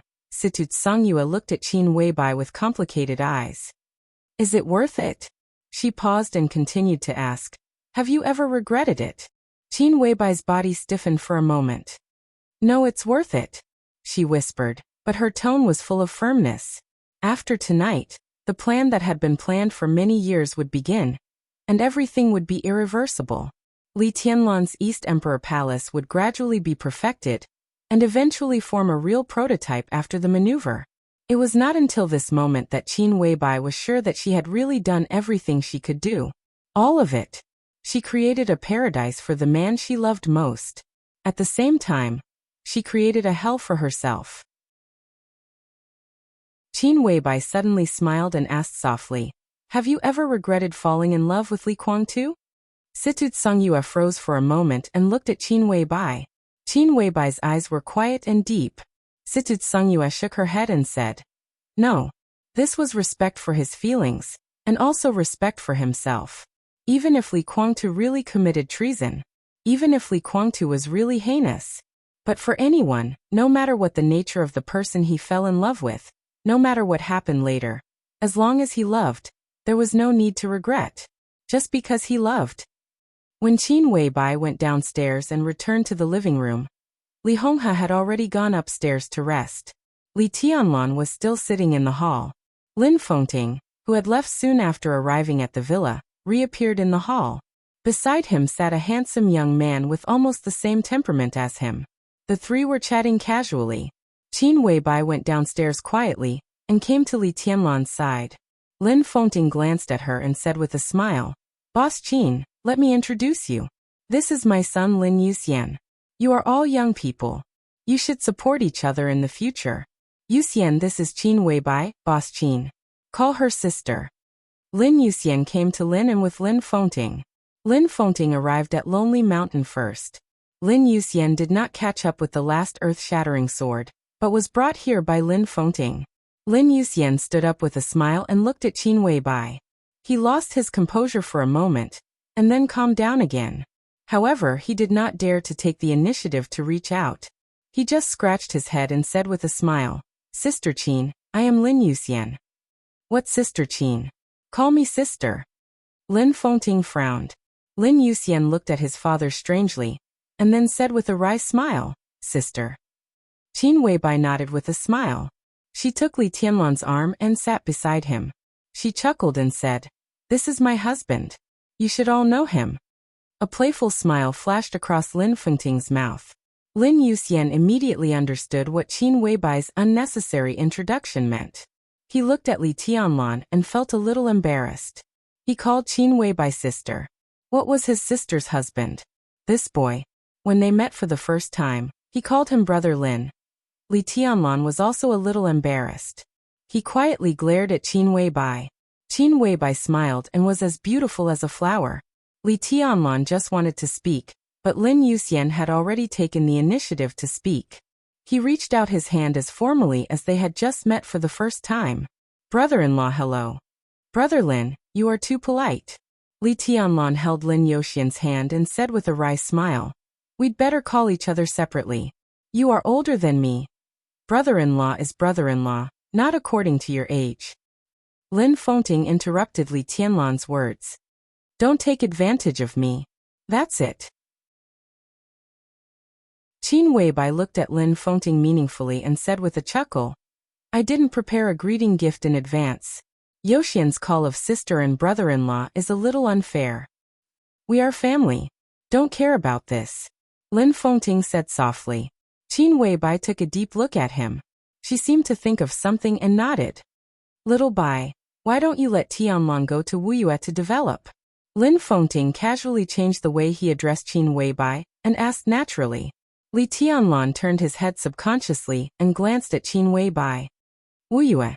Qin Weibai's expression was calm. She whispered, "The water is too deep. As far as I know, Wuyue is more suitable for Tianlan's development now. Although it is the territory of the Wang family of Beihai, the Wang family of Beihai is now very complicated. If he is careful, Tianlan may be able to create his own foundation in Wuyue." Lin Fengting said quietly, "The current leader of Wuyue is Wang Qinglei. He is a character. Even if there is a foundation, it is fake, at least not stable." Qin Weibai shook her head and looked at Li Tianlan. "The foundation of East Emperor Palace should be in the south," she said softly. "The south." Li Tianlan repeated the words. Qin Weibai nodded. "The southernmost."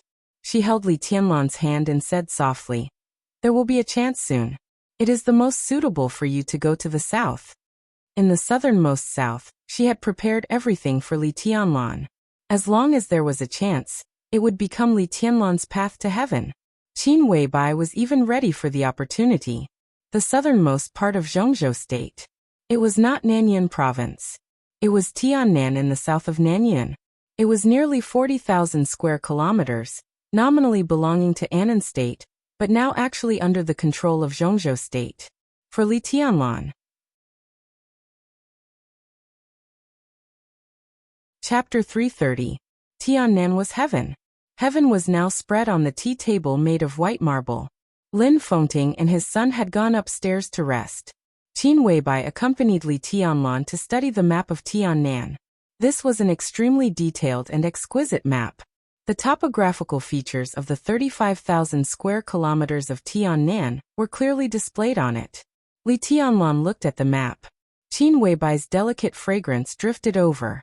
Smelling this fragrance, Li Tianlan's heart was more focused and calm. "Why here?" Li Tianlan asked. "This is the most suitable place." Qin Weibai made a cup of tea for Li Tianlan and said softly, Li Tianlan took the teacup and said nothing, just quietly looking at the map of Tiannan in front of him. Tiannan was just a name for Zhongzhou State. And it was a private name for a few people standing in the upper class of Zhongzhou State. In fact, Annan State had never given up the fight for ownership of this territory. On the map, Tiannan was an irregular rectangle. This area, which was equivalent to 1/10 of the territory of Annan State, was extremely rich in terrain, including mountains, jungles, plains, and wetlands. There were 3 cities and more than 30 towns in Tiannan province, as well as some natural resources, which were not many but could not be ignored. For Zhongzhou State, since it had occupied this place, it could not give it up. Tiannan had now become a must-fight place for Zhongzhou State.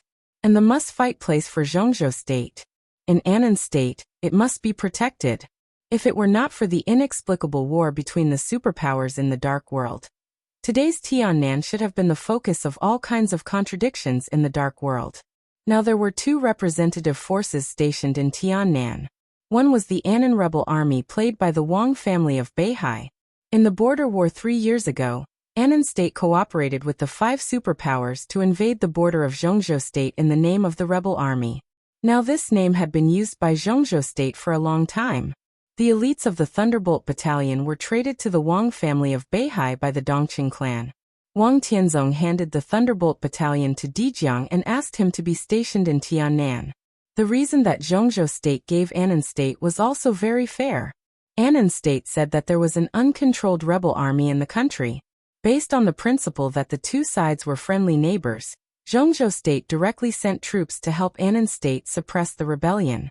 After entering Tiannan, Dijiang plundered all the resources here as fast as he could and sent them to the Wang family of Beihai. Then, under the constant protests of Annan State, and the pressure exerted by the United Nations, the army of Zhongzhou State withdrew from Annan State under the leadership of Dijiang. But the so-called retreat was just a name. The Thunderbolt Battalion led by Dijiang retreated. The rebel army of Annan State led by Dijiang began to rise again. When they were in uniform, they were the army, and they might be pressured by the military. But after burning the military uniforms, they were the rebels of Annan State. And they had no scruples at all. Now the Tiannan Freedom Corps established by Dijiang, with the secret support of the Wang family of Beihai, had a scale of 50,000 people. And they were all armed and elite. With the support of the Border Control Corps, this was already the greatest force in Tiannan. The other force belonged to the Purgatory of Heaven Capital. The Purgatory of Heaven Capital took the initiative to find Annan State. Knowing that it might not be able to recapture its territory, Annan State had no choice.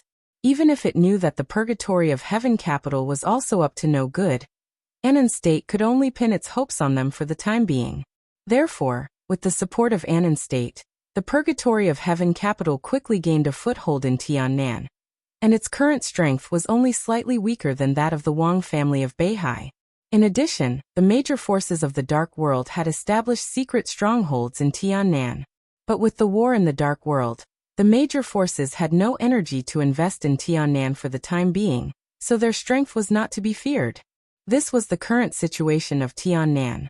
Zhongzhou State, the Wang family of Beihai, Annan State, the Purgatory of Heaven Capital, plus the major forces of the Dark World that might participate in the future.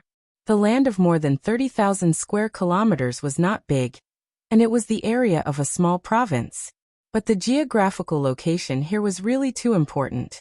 As long as it was occupied, it was possible to go north to Zhongzhou State and south to Annan State. Even if the force that occupied here did not have this strength, it could get the expected huge benefits if it swayed a little between Zhongzhou State and Annan State in the future. Now the Dark World was in chaos, and the war was endless. But any chaos would dissipate. At that time, the land of Tiannan would definitely become the focus of the Dark World's attention. Li Tianlan looked at the map in front of him, thinking about what the East Emperor Palace would get if it developed in Tiannan. "It's too messy," he said softly. Not to mention the confrontation between the major dark forces in Tiannan in the future. Even now the situation was not clear. It was definitely not easy for the East Emperor Palace to go to Tiannan and be sandwiched between the Purgatory of Heaven Capital and the Wang family of Beihai. But compared to Zhongzhou State, Tiannan is the most suitable place for you to rise. Qin Weibai leaned against Li Tianlan and said softly, after the maneuver, the cooperation between the Wang family of Beihai and Kunlun City in Zhongzhou State may be further strengthened. Governor Situ seriously injured Gu Xingyun with the setting sun tonight, and the murderous weapon of Sai City will definitely change hands. Not only that, the special warfare system of the 3 provinces in the northeast, except for Guangdong, may also fall into the hands of Kunlun City. But with this result, the Northeast Special Warfare Headquarters of Zhongzhou State should be established. Now that you have grown to a certain extent, both the Wang family of Beihai and Kunlun City will try their best to limit your growth. The Special Warfare Headquarters of various regions will definitely be implemented in the shortest time. Although Zhongzhou State is large, under the pressure of the Special Warfare Headquarters, there are really not many regions that are suitable for your development. Li Tianlan nodded. Only Tiannan. Only Tiannan. Qin Weibai said with certainty. Tiannan is currently outside Zhongzhou State, but it is regarded as a possession by Zhongzhou State. But on the surface, everything in Tiannan has nothing to do with Zhongzhou State. Even the Tiannan Freedom Corps led by Dijiang now looks like a rebel army inside Annan State. Qin Weibai turned Li Tianlan's body around, looked into his eyes and said, for the time being, Tiannan is still a place where the special warfare system of Zhongzhou State can't influence, but it is regarded as its own territory by Zhongzhou State. So if you go to Tiannan, no one in Zhongzhou State will object. Not only the East Emperor Palace, but maybe soon, all the forces in Zhongzhou State will go to Tiannan. It may be regarded as the last pure land of the free forces. The last pure land? Li Tianlan took out a cigarette, lit it, and took a deep breath. No matter how chaotic Tiannan was at present, it was still the land of Annan State in name. However, that land had now been completely out of control, and became the battlefield of the Wang family of Beihai and the purgatory of Heaven Capital. Wherever the rebel army passed, there was naturally no effective regime left.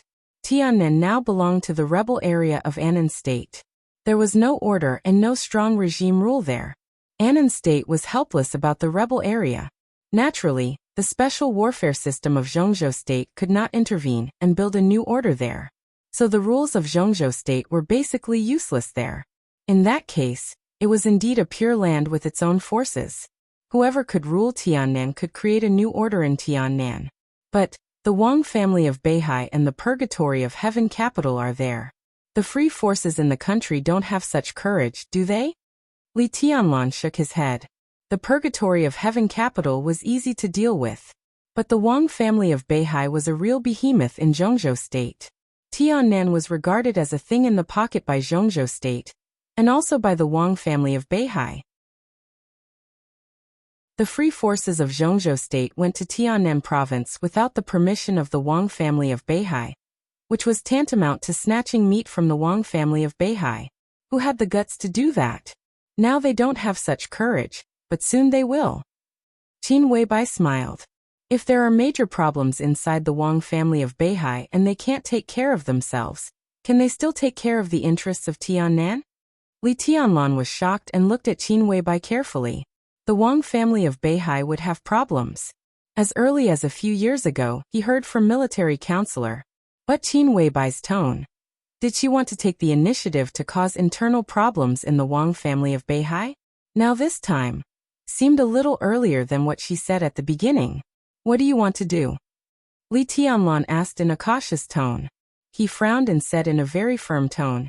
You can't do anything. For the Wang family of Beihai, he always had an instinctive vigilance and fear. Li Tianlan didn't know how powerful the Wang family of Beihai was, but it was definitely not something that the Samsara Palace could shake. I won't do anything stupid. Qin Weibai reached out and stroked Li Tianlan's face. Her hands were slightly cold, and her eyes were as gentle as water. I just want you to relax. Tell me about your plan, Li Tianlan said. This was the first time he asked about the Samsara Palace's plan. My plan is very simple. Qin Weibai smiled sweetly.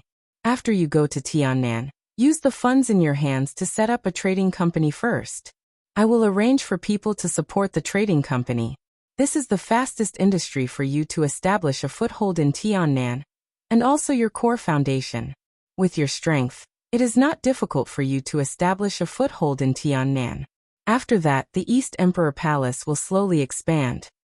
Tianlan, have you ever thought about what kind of position Zhongzhou State will give you when you return to Zhongzhou State with more than 30,000 square kilometers of land in the future? There was a very shining light in Qin Weibai's eyes. It was a kind of persistence with strong expectation and longing. But Li Tianlan's heart slowly sank. What he wanted to hear was Qin Weibai's plan, not the future of the East Emperor Palace. The future of the East Emperor Palace was too simple in Qin Weibai's narration. It was so simple that Li Tianlan couldn't detect what Qin Weibai had arranged behind his back. Qin Weibai took off the green hairpin on her head and put it in Li Tianlan's hand. She whispered, "This is for you.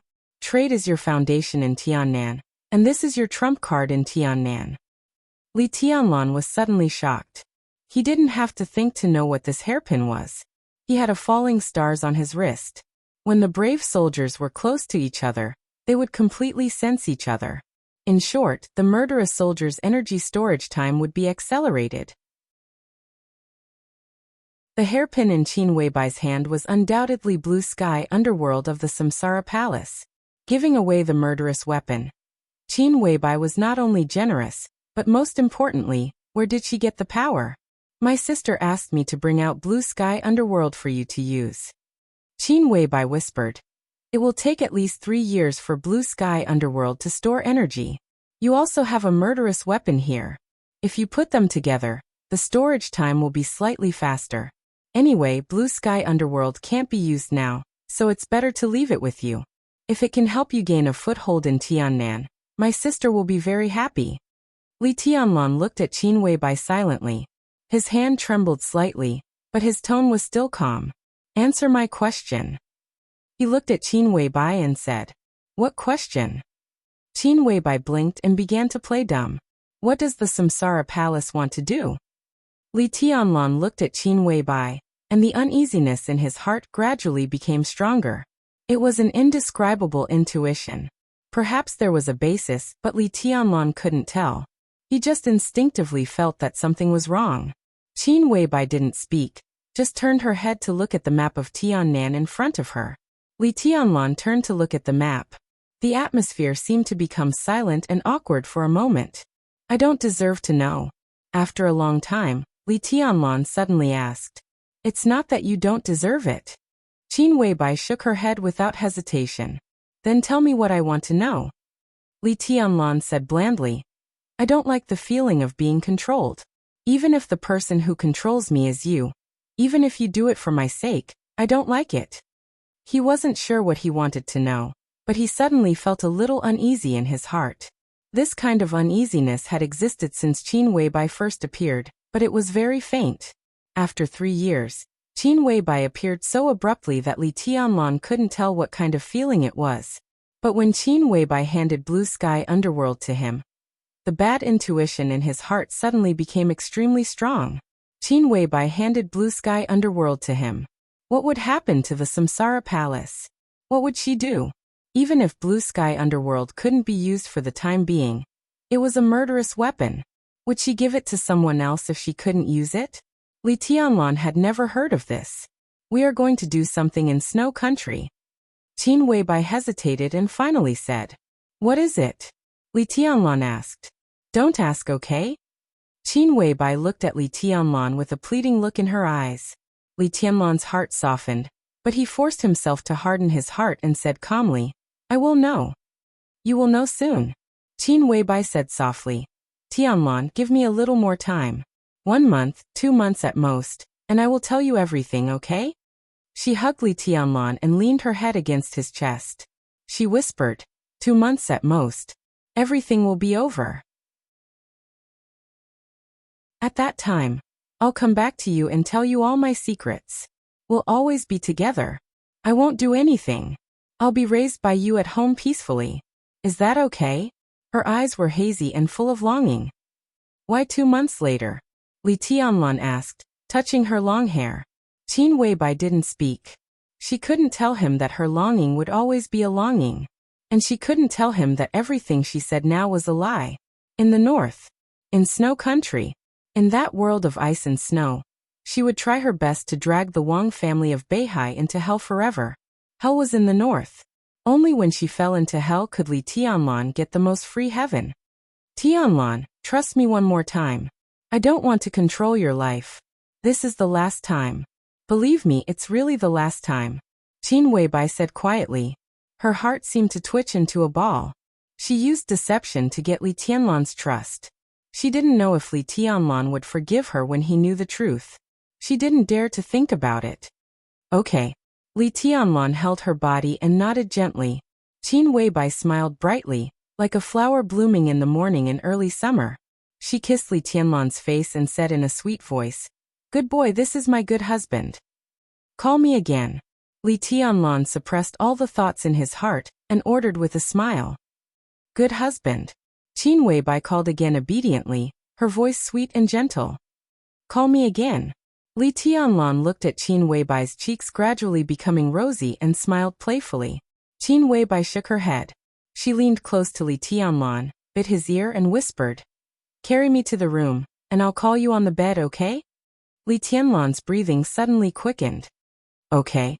He really didn't think there was anything wrong with it. Li Tianlan suddenly bent down, picked up Qin Weibai's delicate body, and strode upstairs. The light was on in the master bedroom of the villa. Li Tianlan pushed open the door almost violently, and subconsciously wanted to turn off the light. No. Qin Weibai's charming eyes were like silk. "I don't want to turn off the light. I want to look at you." Li Tianlan growled and threw Qin Weibai on the bed. Qin Weibai's black hair spread on the bed wantonly, and the goddess under the light looked more charming and languid. Li Tianlan rushed over. Qin Weibai smiled and put her hands around Li Tianlan's neck. Her eyes were bright and sparkling, looking deeply at Li Tianlan's face. The man who made her willing to give up everything. The man she owed too much to. Qin Weibai looked at him quietly, as if she wanted to imprint his face in her soul. She never regretted what she had done. She just felt a little reluctant. Chapter 331. The night in Beihai was long. When the long night was about to pass, Wang Tianzong had returned to Mount Dibing from Linen. The lights on Mount Dibing were shining. The bright and dazzling light completely dispelled the darkest night before dawn. The light was like a curtain, shining on every corner of the mountain. There were figures everywhere from the foot of the mountain to the top of the mountain. The internal security forces of the Wang family of Beihai were all in action. The strong light lit up everywhere. In the dark night, there were no shadows on the mountain or at the foot of the mountain. There was silence in front of Emperor Hall.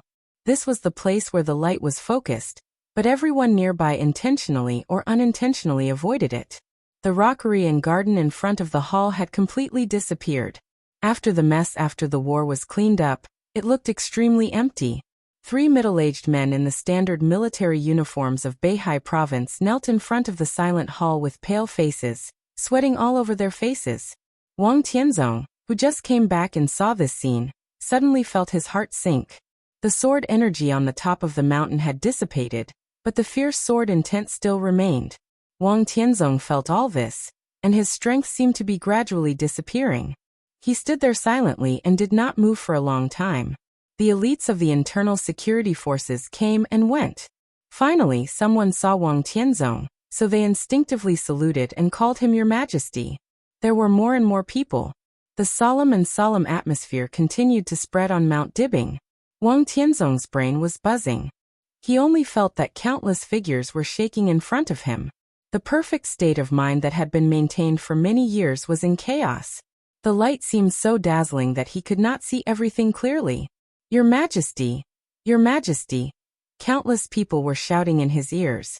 It was a mess. Wang Tianzong finally came to his senses. In front of him, the elites of the internal security forces had knelt on the ground. Everyone had a complicated expression, mixed with inexplicable fear and shame. Wang Tianzong took a deep breath. His expression was calm, and the light deep in his eyes returned to indifference. He was the sword emperor of the Wang family of Beihai.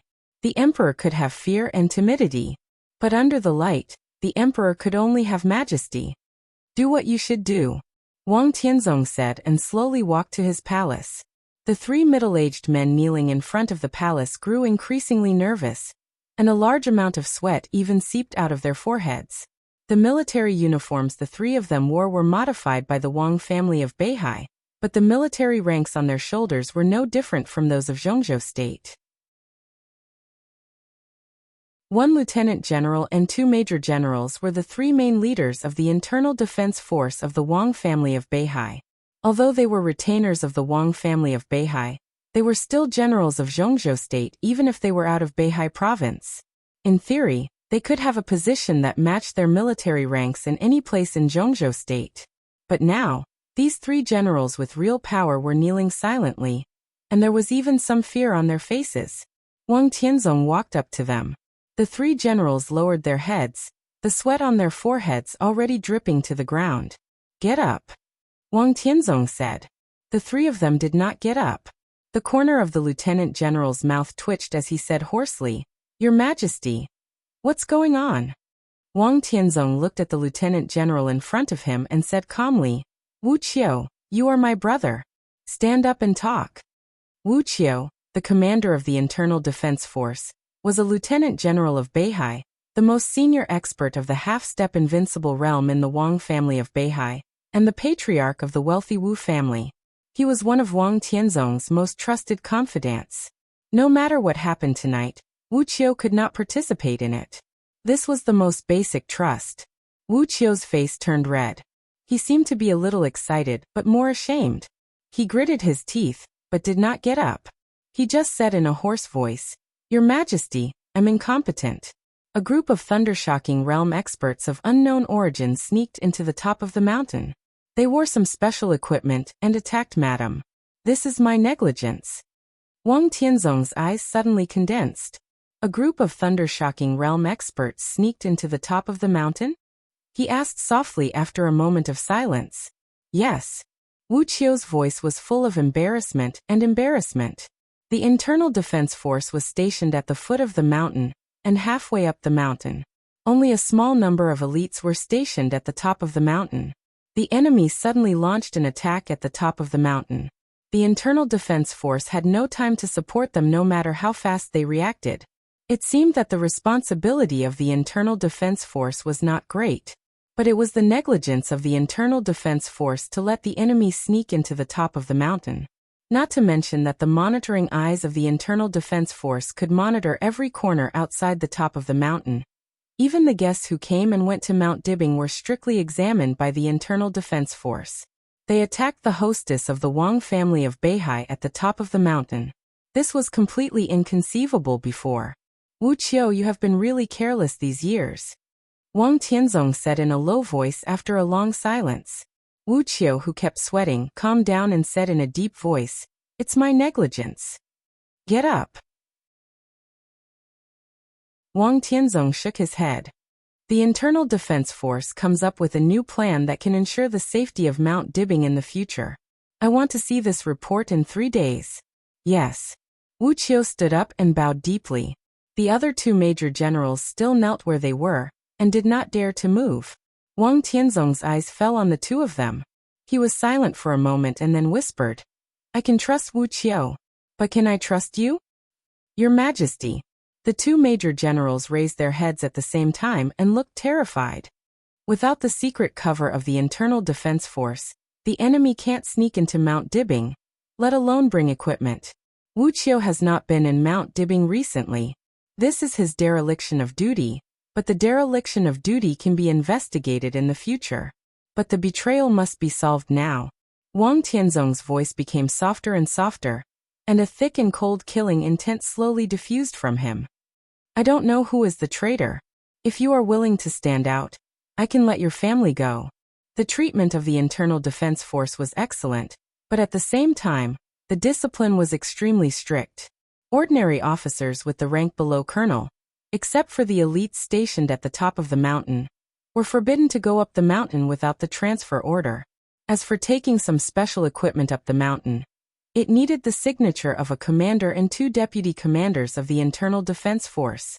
This was a loophole that could not be covered up. It seemed that the other party did not intend to cover it up. From the moment of attacking summer solstice, the other party had already regarded the hidden pawn buried in the internal defense force as a chess piece. At present, it seemed that the two major generals in front of him were suspects, at least the biggest suspects. Wang Tianzong did not say what would happen if they were unwilling to stand out. Summer solstice was definitely his reverse scale. If no one was willing to stand out, Wang Tianzong did not even bother to investigate. The two major generals and their families might not be spared tonight. It was okay to kill the wrong person. Silence. In the dead silence, a major general suddenly moved. He reached out, took off the epaulette on his shoulder, and respectfully placed it in front of Wang Tianzong. Your Majesty, please keep your promise and let my family go. The major general wiped the sweat on his forehead, and his face had become completely calm. Wang Tianzong narrowed his eyes. Wu Qiu's face suddenly twisted. His eyes were filled with anger and a trace of disbelief. Wang Xian? How dare you betray the Wang family of Beihai? Wang Xian's face was slightly pale. He sighed and was about to speak. He didn't betray the Wang family of Beihai but me, Wang Tianzong said lightly. Wang Xian was taken aback and kept silent. Who is it? Wang Tianzong asked. Wang Xian smiled bitterly and shook his head. Your Majesty, I don't know who they are. I'm just following orders. Whose orders are you following? Wu Qiu grinned grimly and took a step forward subconsciously. Wang Tianzong calmly stopped him. Wang Xian's expression became calmer. He looked at Wu Qiu with a trace of complexity in his eyes and then smiled. Commander, I'm following orders.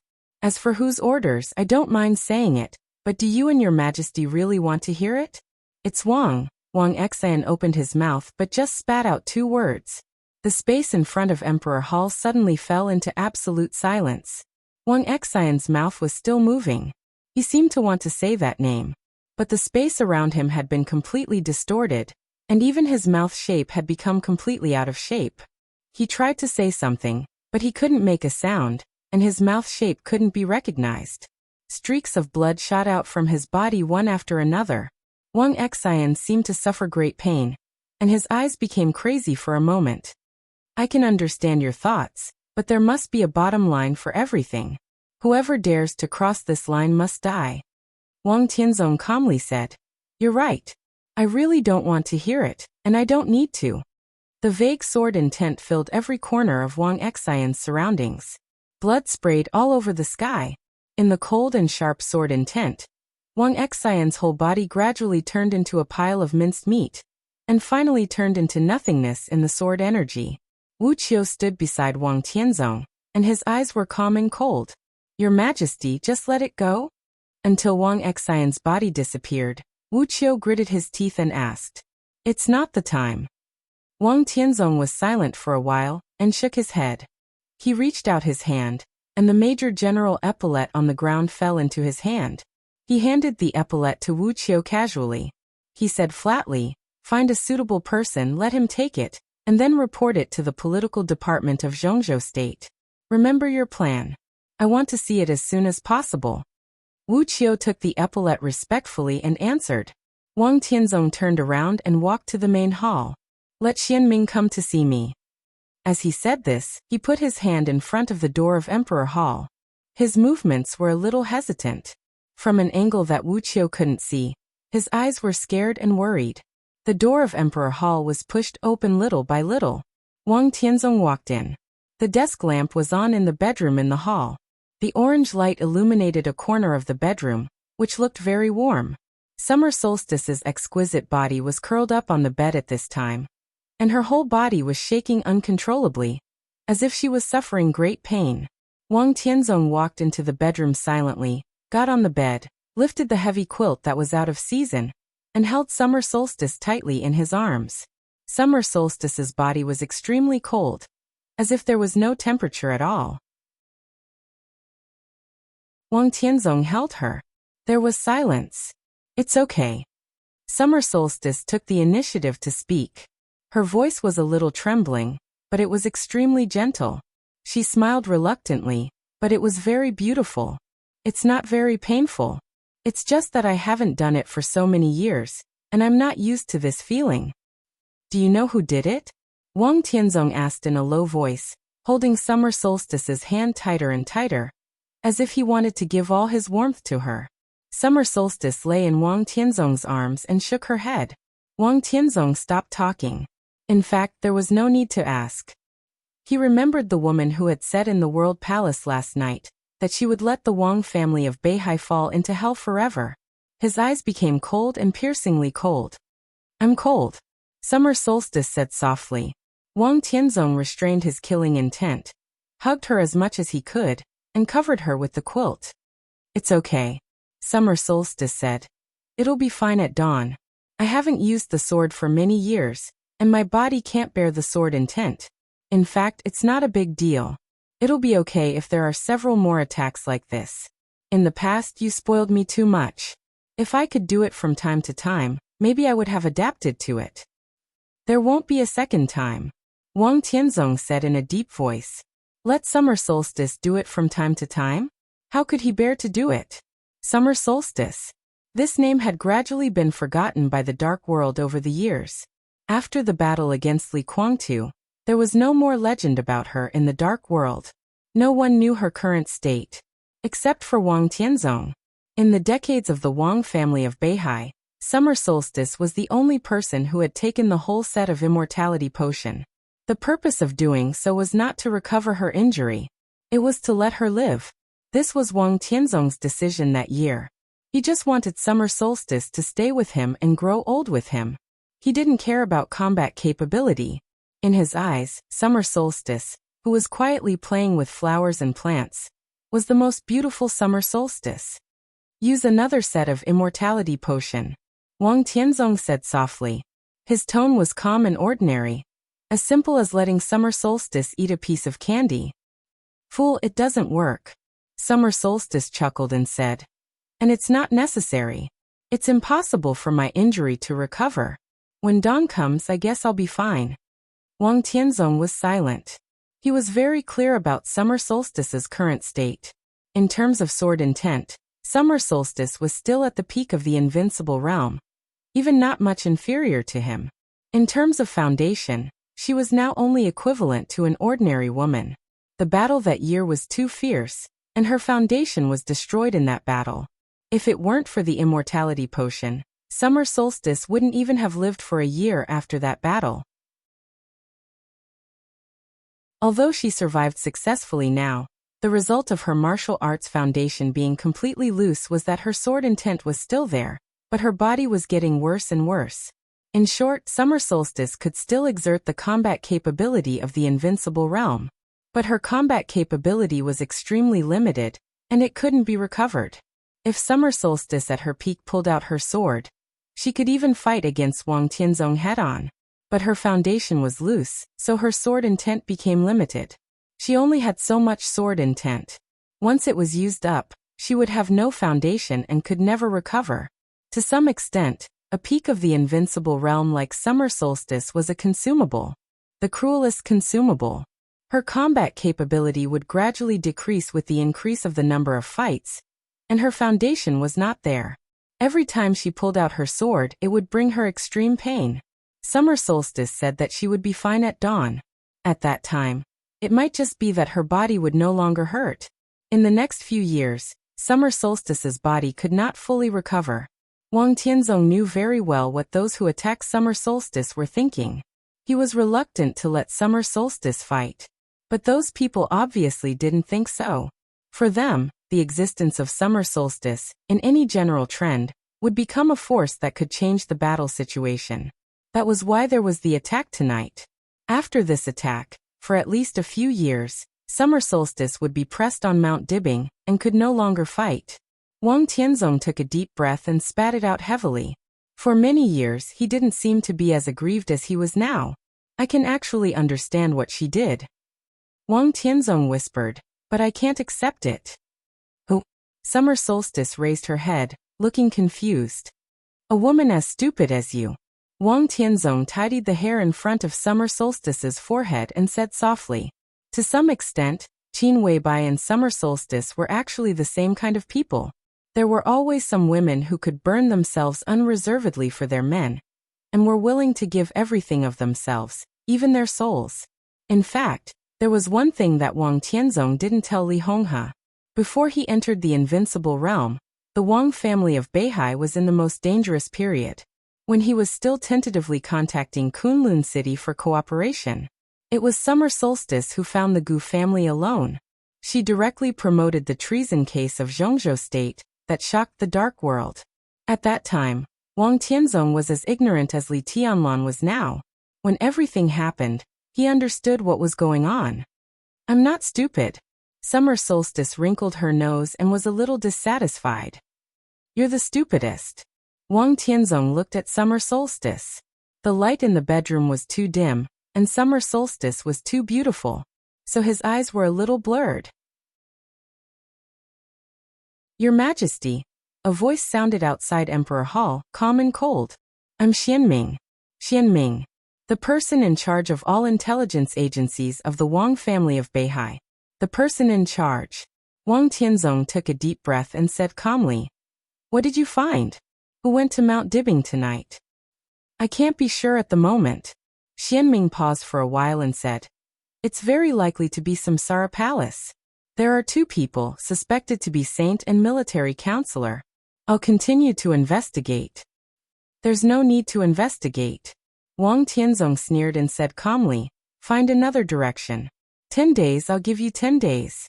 No matter what method you use, no matter how much you pay, I want the address of the headquarters of Samsara Palace. At all costs. Remember, you only have 10 days. The voice of Xianming outside the hall fell silent. Wang Tianzong lowered his head and looked at Summer Solstice in his arms. He whispered, 10 days later, I'll avenge you. You have to be careful. Summer Solstice blinked her eyes and looked tired. Her eyelids gradually closed. Don't be impulsive. Well, go to sleep. Wang Tianzong stroked her head. The bedroom gradually fell silent. Tianzong. In the silence, Summer Solstice's voice sounded like a whisper. Do you think there will be a place for me on the stone of formidable person in the future? Of course there will be. Wang Tianzong whispered. There must be. Where will it be? Summer Solstice's voice became softer. No matter where you are, I'll be by your side. Wang Tianzong whispered. I'll always be by your side. Very good. Summer Solstice smiled softly. Very good, and it was the best. She never regretted becoming Wang Tianzong's wife, nor did she regret her contribution to the Wang family of Beihai. They would stay together until their hair turned white. As long as she could be with him. Even if it was a mountain of knives, a sea of fire, or a cliff, as long as he was still by her side, his temperature was the most desirable tenderness. The light gradually bloomed in the sky. The coldness and pain like night began to fade.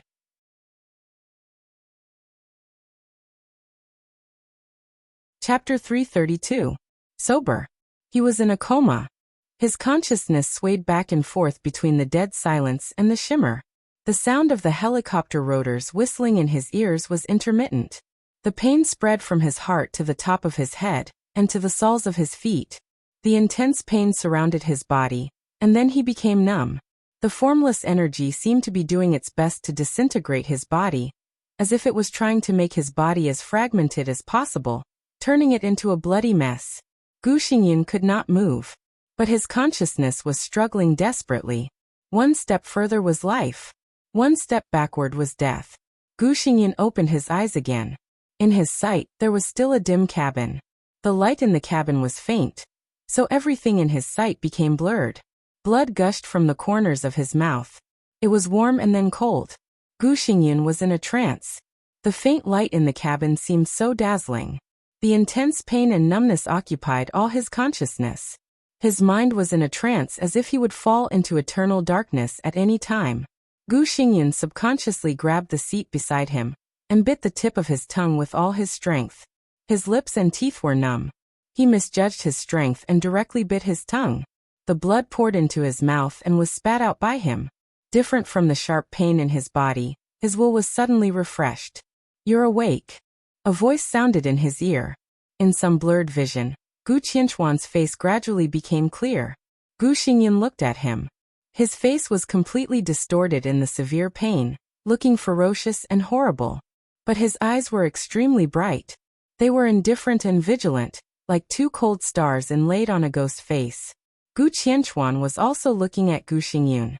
His face was calm, and his eyes were calm. Only calmness. The helicopter roared to the northwest at a high altitude.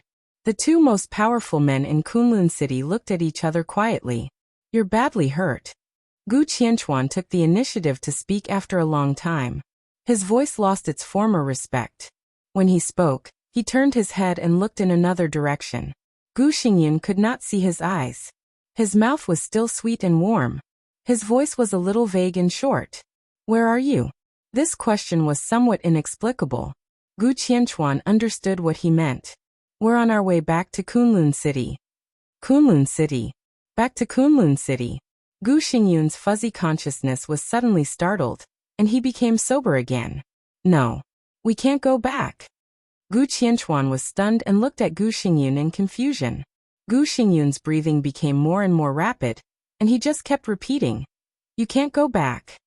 Kunlun City. That was the most glorious achievement of his life, and it was also the place where he felt the most at ease.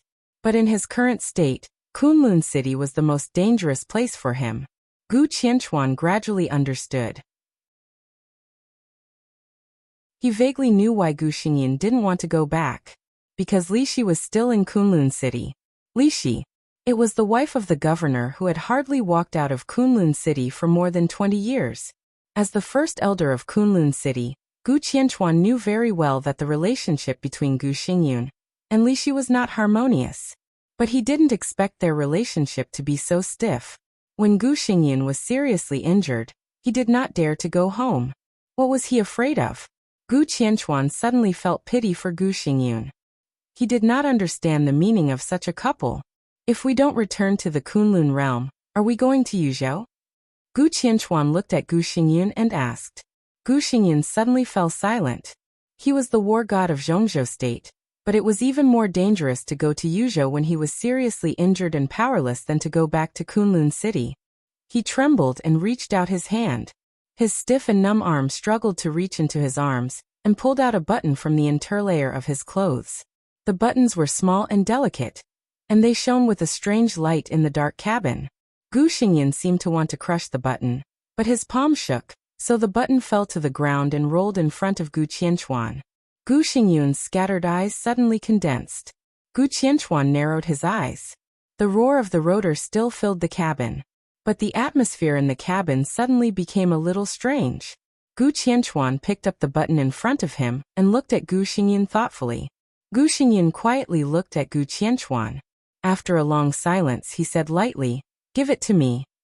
Gu Qianchuan did not move. He looked at Gu Xingyan for a long time and suddenly asked, "Why?"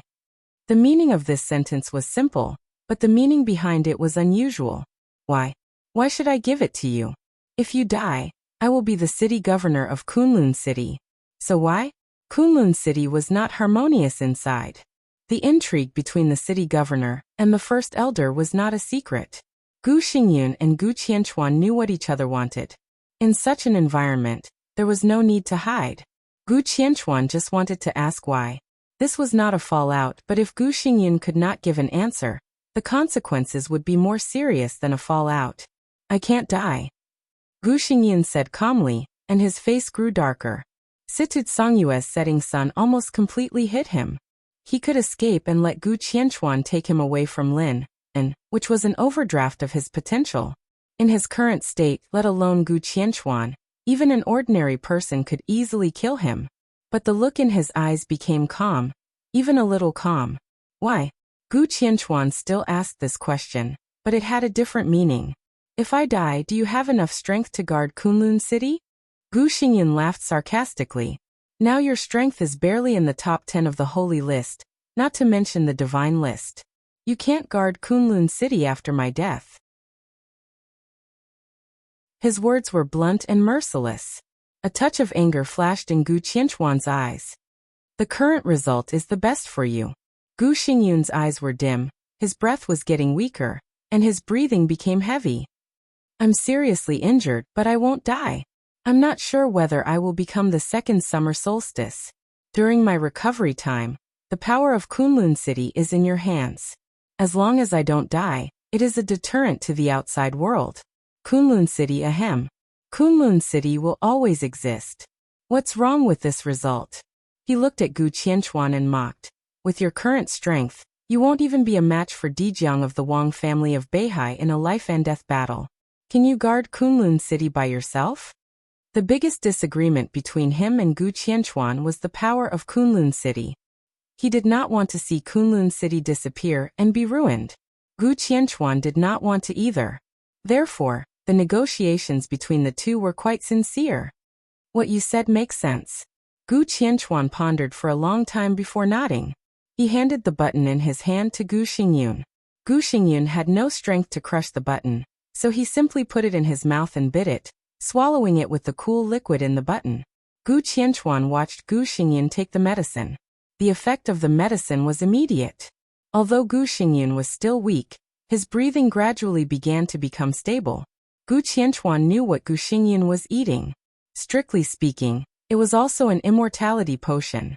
It was just an immortality potion belonging to the Zhongzhou state government. This was the immortality potion that Zhongzhou state traded with the Wang family of Beihai when they first developed the immortality potion hundreds of years ago. Zhongzhou state decomposed the immortality potion and then added a large number of precious medicinal materials. Finally, it became the healing holy medicine that Gu Xingyun took. This thing was also based on vitality, but it would not prolong life. Instead, it would infinitely expand the recovery speed of injury. This was the exclusive holy medicine of the war god of Zhongzhou state. Although there was only one drop in a button, it was equivalent to a life. What are you going to do? Gu Qianchuan looked at Gu Xingyun, who became dizzy again and his eyes flickered. What will you do for me? Gu Xingyun twitched the corner of his mouth and said in a low tone. This time he was really seriously injured. Gu Xingyun did not know how long he could recover. He was not even sure if he could maintain the combat capability of the invincible realm. During the period of his recovery, even if he was reluctant, he had to hand over the power of Kunlun City to Gu Qianchuan. Gu Qianchuan would certainly not let him stay outside when he had the power. During the period of his recovery, he was basically under house arrest by Gu Qianchuan. One day, when his combat capability was restored, if Gu Qianchuan did a good job, it would not be so easy for him to take back the power of the city lord. Kunlun City was a city, but it had a short time to rise and its foundation was insufficient. It looked like a family. In the family, the city lord was not necessarily the strongest. The key was who held the power of the family. I have a manor in Yinzhou with a good environment. If you don't want to stay in Kunlun City, you can go there to recover. Gu Qianchuan was silent for a while and whispered. His tone was extremely sincere. Gu Qianchuan twitched the corner of his mouth and said indifferently, okay. He really did not want to stay in Kunlun City. When he thought of Kunlun City without the combat capability, he would feel fear. Instead of that, it was better to accept Gu Qianchuan's house arrest, which seemed to be out of good intentions. What else do you want? Gu Qianchuan asked seriously. Gu Xingyun thought for a moment and said calmly, it's boring to be alone. Let Qingqing accompany me. Li Qingqing. Gu Xingyun and Li Shi's daughter. She was also Li Shi's reverse scale. As long as Li Qingqing was controlled by his side, Gu Xingyun would not worry about what Li Shi would do. Gu Qianchuan did not need to worry either. So he nodded and said with a smile, very thoughtful. Gu Xingyun nodded. He seemed to want to say something, but his spirit could no longer support him, and he passed out again. The helicopter flew across the night sky to the northwest. Over the mountains and the Great Lake, the air gradually became cold. When Gu Xingyun opened his eyes again, Kunlun Mountain, which seemed to be unchanged for thousands of years, was already in front of him.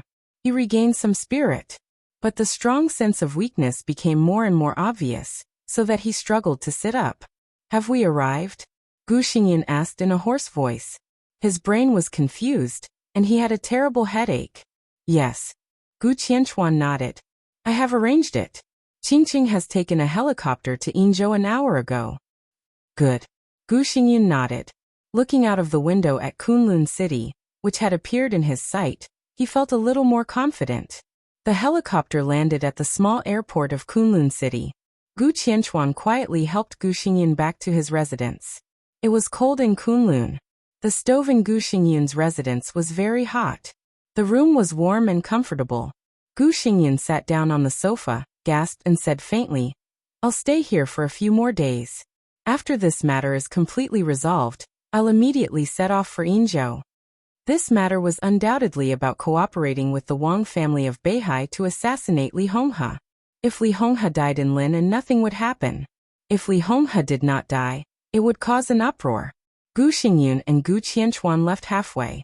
They did not even know the result of the assassination. "Go ahead." Gu Xingyun glanced at Gu Qianchuan and said indifferently. Gu Qianchuan nodded and turned to leave. Gu Xingyun sat on the sofa and looked at Gu Qianchuan's back. His eyes became deep, as if all the temperature had disappeared. What if he temporarily handed over the power of Kunlun City? In this battle with Situ Tsangyue, what if the murderous weapon-setting sun fell into Gu Qianchuan's hands? As long as he could recover, both the murderous weapon and the power would be his.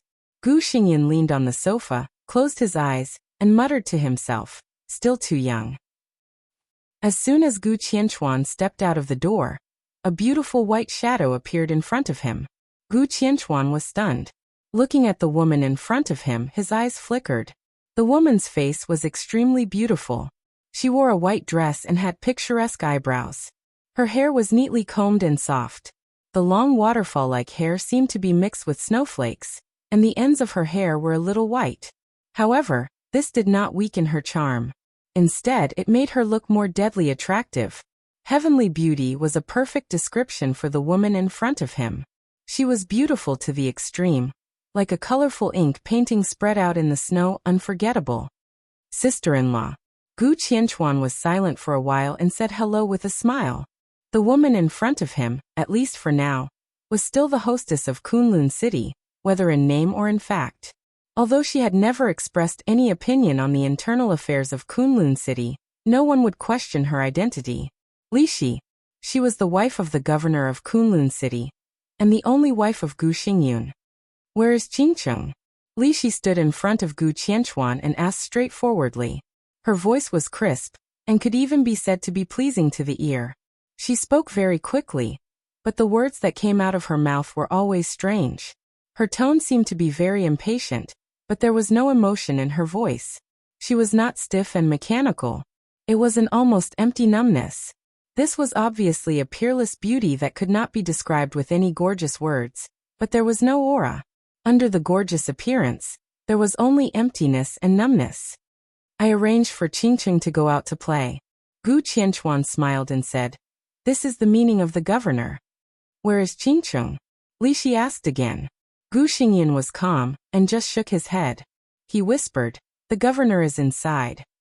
He stepped aside to make way. Li Shi hesitated for a moment, but still stepped into Gu Xingyan's courtyard. Gu Qianchuan turned his head, and looked at Li Shi's white dress fluttering in the wind and snow. His eyes were playful and cold. Gu Xingyan did not dare to return to Kunlun City, because he was seriously injured.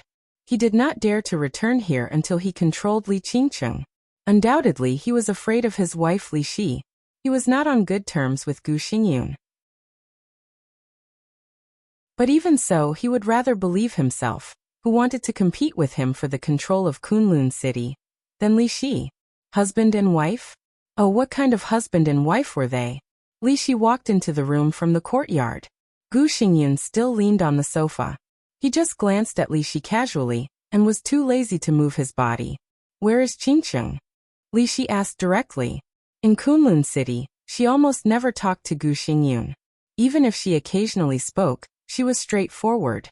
Qingcheng should go out and have a walk. It is not good for her to stay in Kunlun City all the time. I should have time in the next few years. I will take her with me and hand her over to me. Gu Xingyun said indifferently. Li Shi looked at Gu Xingyun quietly. "You are hurt," she said. Her tone was not the worry of a wife, nor the pleasure of an enemy. It was plain, empty, and numb, which made people feel uncomfortable. Seriously injured. Gu Xingyun smiled. His eyes were a little cold, and his tone was a little angry. The full blow of setting Sunday haha, situt songyue, that bitch. Bitch. Li Shi's delicate body shook quietly. The full blow of the murderous weapon setting sun. She knew very well what it meant. Many years ago, she had personally witnessed another murderous weapon bombarding another woman's body at close range. In the monstrous sword intent and flowing light, the murderous weapon was broken, and the invincible silence was destroyed. That murderous weapon was called the infinite sky. The power of setting sun was not as good as the infinite sky. But in the same way, Gu Xingyun's strength was not as good as the woman who shattered the infinite sky. Will you die? Li Shi asked calmly. I don't want to die. Gu Xingyun shook his head. Li Shi finally understood why her daughter left Kunlun City. She raised the corner of her mouth slightly, revealing a sneer and mockery with obvious emotions. So you let Gu Qianchuan take Qingqing away? You control Qingqing because you are afraid that I will kill you when you are seriously injured? If you kill me, Qingqing will die. Gu Xingyun looked at Li Shi calmly. Are you willing to kill me? Li Shi's eyes suddenly burst with anger and contempt. Do you know what you are doing? You threaten your wife with your own daughter. Gu Xingyun, what kind of man are you? You are a bastard. Hypocritical and disgusting. You don't deserve to be a man at all. Bastard, disgusting. Not worthy to be a man. In more than 20 years. This was the longest sentence Li Shi had said to Gu Xingyun. But this sentence was like the sharpest knife, penetrating the anger and resentment that Gu Xingyun had suppressed for many years. His elegant face became distorted in an instant, and he suddenly stood up from the sofa. Li Shi was motionless. Gu Xingyun's eyes were red, and he pinched Li Shi's slender white neck. I am a bastard? I don't deserve to be a man? Then who do you say is a man? Ah. Say it. B asterisk tch, you are also a B asterisk tch. Slap. Gu Xingyun, who was like a crazy devil, slapped Li Shi's pretty face hard. Who is the man in your heart? Li Kuangtu. He had a good time F asterisk King Yu, didn't he? I heard that you and Situt Songyue served him together? Shameless B asterisk tch. How am I inferior to her? Say it, tell me. Li Shi was slapped to the ground. Her face was red and swollen, but she still raised her head and looked at Gu Xingyun with disdain. That was a kind of arrogance, although embarrassed, but still unwilling to compromise and give in. Gu Xingyun seemed to be familiar with the arrogance. At that time, those years, he had personally sent this woman to the side of the young chosen one. She stood so proudly beside him, looking down at everyone like a goddess, including Gu Xingyun himself. Gu Xingyun's eyes became scarlet, and he stared at Li Shi. Are you a man? Li Shi wiped the blood from the corner of her mouth, and her eyes were full of contempt. I am not a man. Gu Xingyun laughed wildly. Don't you know whether I am a man or not? Don't you know how Qingqing came to be? Li Shi's face was pale. She stood up tremblingly and said coldly, the thing I regret most is to give birth to Qingqing for you. Slap. The furious Gu Xingyun slapped Li Shi's face again. Regret? He sneered and looked at Li Shi, who fell to the ground. You regret giving birth to my daughter. Don't you regret giving birth to Li Kuangtu's daughter? Don't forget that you killed that bastard and Li Kuangtu with your own hands. Regret? What qualifications do you have to regret? You bitch. Ah, Li Shi sneered and took a breath. You gave your woman to your opponent, and willingly wore a green hat for many years. Are you proud? I am a bitch. Why didn't you say that when you asked me to get close to him? What do you have to be proud of? As long as you are alive, there will always be green on your head. What are you proud of? What am I proud of? What am I proud of? Gu Xingyun's face was pale, and blood gushed from the corner of his mouth again, but he became excited. He suddenly stretched out his hand, grabbed Li Shi's hair, and dragged her out of the window. Outside the window was the constant wind and snow. Dawn broke. Kunlun City was shimmering. Look, Gu Xingyun pointed out the window. These are all mine. Kunlun City is mine, and you are also mine. I have the entire special warfare system of Zhongzhou State. What am I proud of? What do you think I am proud of? Everything in exchange for a green hat. Is it really worth being proud of? He is dead. Gu Xingyan looked furious and said with a grim smile, "He is already dead. You're the one who killed him. All my shame has been washed clean." Li Shi fell to the ground. Her cheeks were swollen, and her face was bleak. That was despair and numbness without any hope. "This is what you should do. You shouldn't insult me with these things." Gu Xingyan kept gasping. He looked at Li Shi sitting on the ground, and his eyes became a little dazed. He squatted down in front of Li Shi and reached out to touch Li Shi's face. All the irritation completely disappeared from his face, and his voice was indescribably gentle. "Did I hurt you? You shouldn't have angered me." Li Shi looked at Gu Xingyan with empty eyes. This poor and hateful woman had nothing to say.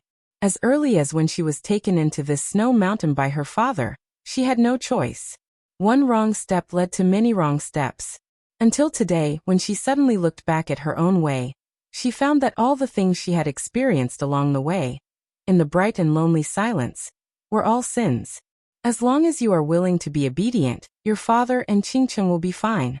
Do you know? Gu Xingyan gently touched Li Shi's red and swollen face. "The dark world has not been peaceful recently. Gu Qianchuan's strength is too poor. When necessary, you have to fight for Kunlun City and do what I should do. Can you do it?" Li Shi nodded numbly. "Go ahead." Gu Xingyan said with a smile. "If you have the chance, kill Situt Songyue for me. All bitches deserve to die, right?" Li Shi did not speak, stood up, and walked out numbly. Gu Xingyan narrowed his eyes and looked at her back. Li Shi's long hair fluttered, and the ends of her hair seemed to be white with snowflakes. The beauty had white hair. Gu Xingyan was in a trance and laughed at himself. They didn't depend on each other until their hair turned white. The Prime Minister knew that he was still holding his sword. Such a couple, even if they were rich and powerful, what he got from her was only emptiness and loneliness. Li Shi opened the door. It was early morning outside the window of Kunlun City.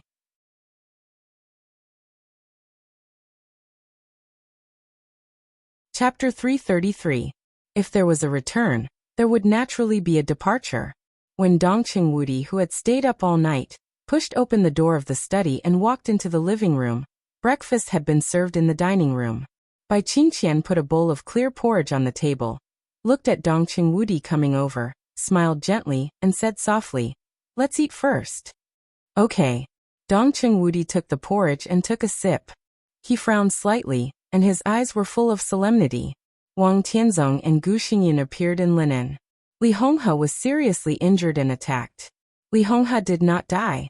Overnight, this piece of intelligence, which was not top secret, had flown to every corner of Zhongzhou State.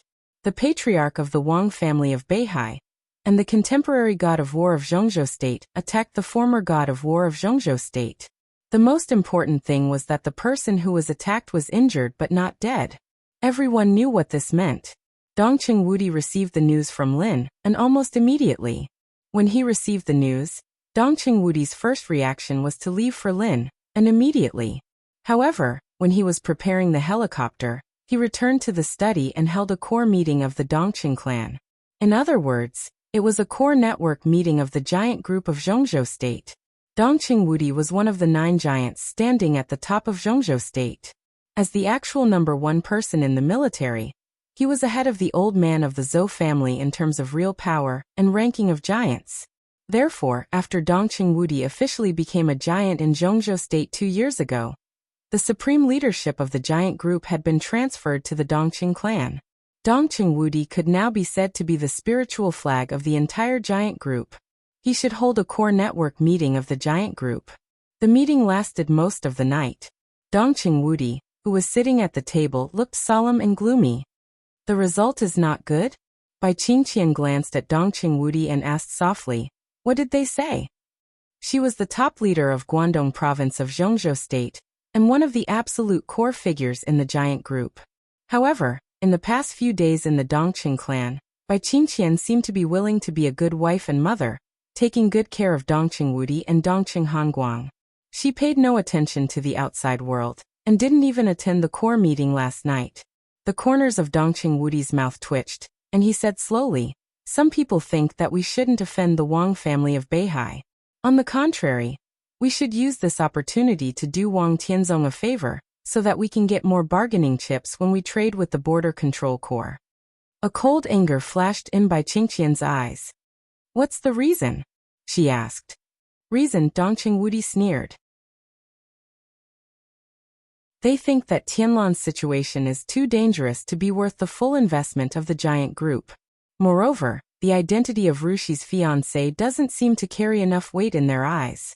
The old bastard of the Liu family directly took advantage of his seniority at the meeting and suggested that I carefully consider the engagement between Rushi and Tianlan. He even proposed the specific candidate. What was that? Does he really think he's the same as when he was still in office? Who did he propose? Bai Qingqian's tone was calm, without the slightest joy or anger. Dongqing Wudi hesitated, glanced at his wife, and whispered, "It's Wang Jingxin." Bai Qingqian's pupils suddenly contracted. Wang Jingxin, the most famous backbone of the young generation of the Wang family of Beihai in recent years. In the early years, his reputation was even higher than Wang Xingxiao's. Wang Jingxin was not a martial arts genius, but a political figure that the entire Wang family of Beihai had high hopes for. He was the best choice in terms of boldness, vision, and wisdom. Now he was regarded by many as the person who might finally reach the top in Zhongzhou state after 20 years. Wang Jingxin was the oldest of the young generation of the Wang family of Beihai. He was not from the lineal branch represented by Wang Tianzong, nor was he from the gradually growing power of Wang Qinglei's branch. Instead, he came from another branch whose power was not obvious and was extremely low-key. He was 32 years old, one of the governors of Jiangxia province, and the top leader of Linnan, the provincial capital of Jiangxia province. With such a status, Wang Jingxin's existence could be said to be the focus of attention. Zhou Yuanshan, Dongqing Qiuqi of the giant group, Wang Jingxin of the southeast group. In every era, there were a few strong figures who began to show themselves in the political circle at a young age. They were young enough to be on an equal footing with the older generation. They were the focus of attention, and were naturally regarded as the future leaders of Zhongzhou state. And Wang Jingxin was the most dazzling one in these people's eyes. Although he was 10 years older than Dongqing Rushi, if Dongqing Rushi really married him, it could not be said that she was marrying from a lower position. Bai Qingqian was not angry. Instead, she thought carefully for a while and then said lightly, "In this way, the Wang family of Beihai has already begun to act." She paused and continued, "It's very likely that after the failure of last night's action, Wang Tianzong has already given some instructions." Dongqing Wudi nodded. He agreed with his wife's statement. The power of the giant group was extremely huge. On paper, it was even not weaker than the two giants, the Prince Group and the Southeast Group. However, the groups composed of these giants were extremely loose. Unless it was a matter of life and death, they rarely had the same voice. The Liu family was the backbone of the giant group, but the family had a lot of cooperation with the Wang family of Beihai, and was very close to some important figures of the Wang family of Beihai. The Liu family definitely did not mention Wang Jingxin at the meeting on a whim, nor did they make fun of Wang Jingxin. The Liu family mentioned Wang Jingxin, which meant that the Wang family of Beihai really had such an appeal now. They just used a more euphemistic action to test the attitude of the Dongqing clan. "What about your attitude?" Bai Qingqian asked. To a certain extent, the Liu family's suggestion could represent a force of the giant group. On the matter of how to deal with the Li family, the Dongqing family, the Bai family, and the Zhou family had reached a consensus. But under the three pillars of the wealthy families, those backbone forces also needed to be appeased.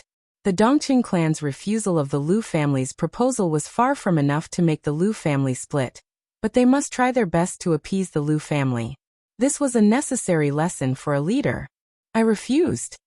Dongqing Wudi shook his head. Bai Qingqian did not speak, just looked at him quietly. Refusal was an attitude. But Bai Qingqian was not satisfied with such an attitude. Dongqing Wudi smiled helplessly and said seriously, "What do you think?" He knew Bai Qingqian very well. Bai Qingqian was known for being strong among the senior officials. When it came to Li Tianlan, her performance would only be more intense. "Let Yuanshan suppress Wang Jingxin. That's my attitude," Bai Qingqian said.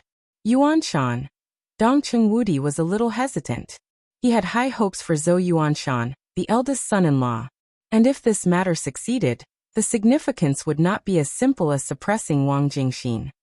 Let's see what Yuanshan thinks, Dongcheng Wudi said. Bai Qingqian nodded. Compared with Wang Jingxin, Yuanshan still has an advantage in seniority. He won't refuse. It's not a matter of seniority. Dongcheng Wudi smiled bitterly. No matter what the problem is, as long as he has the heart, it's okay. Bai Qingqian's tone was concise. Dongcheng Wudi was silent. Heart. This word represented many things. It could be said to be ambition or friendship. The focus of all things was not on the engagement between Wang Jingxin and Dongcheng Rushi, nor on the core meeting inside the giant group. Li Honghe was attacked and did not die. That was the real focus. Li Honghe was dead. Nothing needed to be mentioned. Even the Dongcheng clan would protect Li Tianlan at that time, and would not do anything extra. But Li Honghe did not die. So this matter became an opportunity for the Li family to rise again. Li Honghe's identity was too special and lofty. As the former god of war of Zhongzhou State, he could be said to be one of the greatest veterans and contributors in Zhongzhou State in recent decades. No matter how down and out the Li family was, Li Honghe was also a veteran. The Wang family of Beihai and Kunlun City attacked him. No matter what the reality was, at least on the surface, they were challenging the system that the six of Zhongzhou State followed and blatantly breaking the rules. So they had to pay the price. The price could be big or small. If someone was willing to stand up for the Li family, they could definitely get a lot of chips in this matter. The academics might take action, but they had always been steady and would not stand out. And from the standpoint of the academics, it was more in their interest to protect Li Tianlan after Li Honghe's death. So the Dongcheng clan was most likely to stand up for the Li family. So as soon as the attack failed and the Dongcheng clan held a core meeting, the Wang family of Beihai had begun to test Dongcheng Wudi's attitude through the Lu family. Bai Qingqian suggested that Zhou Yuanshan suppress Wang Jingxin. If everything went well, Wang Jingxin would definitely go further this year or next year, and become the governor of Jiangxia province. Bai Qingqian made it clear that she wanted Zhou Yuanshan to grab this position. It was not difficult to operate. It was the price that the Wang family of Beihai had to pay. But once Zhou Yuanshan went to Jiangxia, his identity would become very different. Li Honghe was attacked and did not die. Zhongzhou State had to give Li Honghe some compensation. Once Zhou Yuanshan went there, to some extent, he was no longer the future leader candidate of the giant group. Instead, he became the founder of the future political power of the Li family. This identity did not seem to change much in the short term, but in the long run, it was undoubtedly very subtle. If Li Tianlan could grow up in the future, Zhou Yuanshan would definitely become the veteran and leader of the new group, which would even go higher than when he was in the giant group. But the premise was that the Li family and Li Tianlan could grow up. Of course, there were risks, but the returns would also be extremely rich. Zhou Yuanshan and Wang Jingxin had their own advantages and disadvantages, but looking at 20 years later, Zhou Yuanshan's odds of winning were not high. Their abilities might be equal, but at the most critical moment, it was difficult for him to get the strongest support in the giant group. But if he entered the Li family, it might be a different scene. So Zhou Yuanshan would certainly not refuse to go to Jiangxia, as long as Dongcheng Wudi agreed. What are you hesitating about? Bai Qingqian looked at Dongcheng Wudi and asked. This was an extremely rare opportunity, especially for Li Tianlan. He was the young governor of Sai City, and had a certain foundation in the dark world. Now he got the investment of the Flourishing Age Fund, and had economic support. The future of the young people of the East Emperor Palace was promising and bright. With this opportunity, he could get the most important political power. If everything went well, the Li family would have risen again in Zhongzhou State. Although their current strength was still very weak, it was already in its embryonic form. They had everything they should have, and this was all Li Tianlan's power. Bai Qingqian smiled and said softly, "You haven't decided whether to stand up for the Li family or not?" Dongcheng Wudi's eyelids twitched. Bai Qingqian's voice was gentle, but the content gradually became sharp. For the Li family, this game of chess has just begun. But for the Dongqing clan, years of planning has already reached the end stage. Back then, you wanted to ask for change and wanted to break the bottleneck of the Dongqing clan. So all this happened today. How brave the Dongqing clan was. Why have you become so cowardly at a time like this, when I need you the most to protect my plan? Woody, you are the god of massacre of Zhongzhou state. Is it because your status has become higher that your courage has become smaller? Bai Qingqian turned her head to look out of the window and said in a flat tone, I still prefer you in those days. You were high-spirited and fearless. At least at that time, you could and dared to protect some of the most important things to you. At that time, we were both very young. You could fight with Gu Xingyun for me, smash Wang Tianzong's car for your family, refuse to admit defeat even when you were beaten, and dare to open Li Guangtu's head with a wine bottle. You at that time were my favorite. Dongqing Wudi's eyes were in a trance. He seemed to remember the playboy's reckless life when he was young. He fought with Gu Xingyun, cursed at Wang Tianzong, and despised Li Guangtu. Although he often did not get any advantage, he got Bai Qingqian because of it. I'm leaving, Bai Qingqian said softly. Songyue seriously injured Gu Xingyun. There will be changes in the northeast soon. I must go back to stabilize the situation in Guangdong.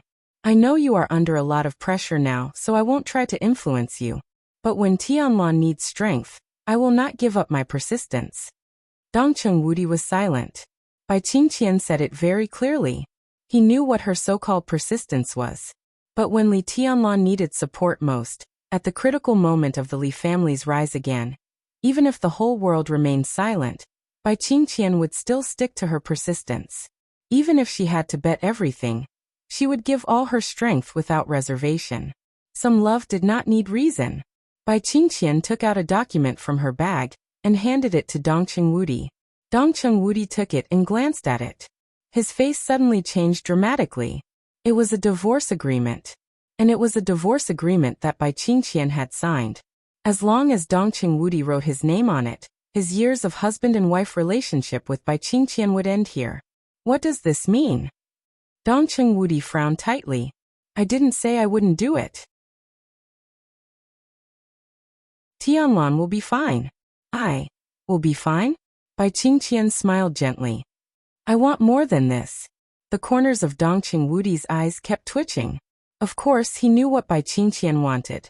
The three pillars of the giant group had already reached a consensus that they would definitely support the Li family, but no one said much about how much support they would give. But this matter was crucial. The strength of their support for the Li family was directly related to how much the Li family would benefit from this matter. There was no doubt that Bai Qingqian wanted the full support of the Dongqing clan. That was the most difficult thing for Dongqing Wudi. Qingqian, don't force me. Dongqing Wudi's voice was slow like an old man's. From his own standpoint, he was naturally willing to fully support Li Tianlan. But supporting Li Tianlan and supporting the Li family were two completely different things. Although this was an opportunity for Li Tianlan, if he fully supported Li Tianlan, he would also encounter a lot of resistance. Dongqing Wudi naturally had to weigh the pros and cons. Born as a human, I always have to shoulder the responsibilities I should shoulder. Bai Qingqian's tone was indifferent. You're more than a soldier. She looked at the divorce agreement in Dongqing Wudi's hand and said slowly, I'm not threatening you with this. This is my decision after careful consideration. Wudi, sign it.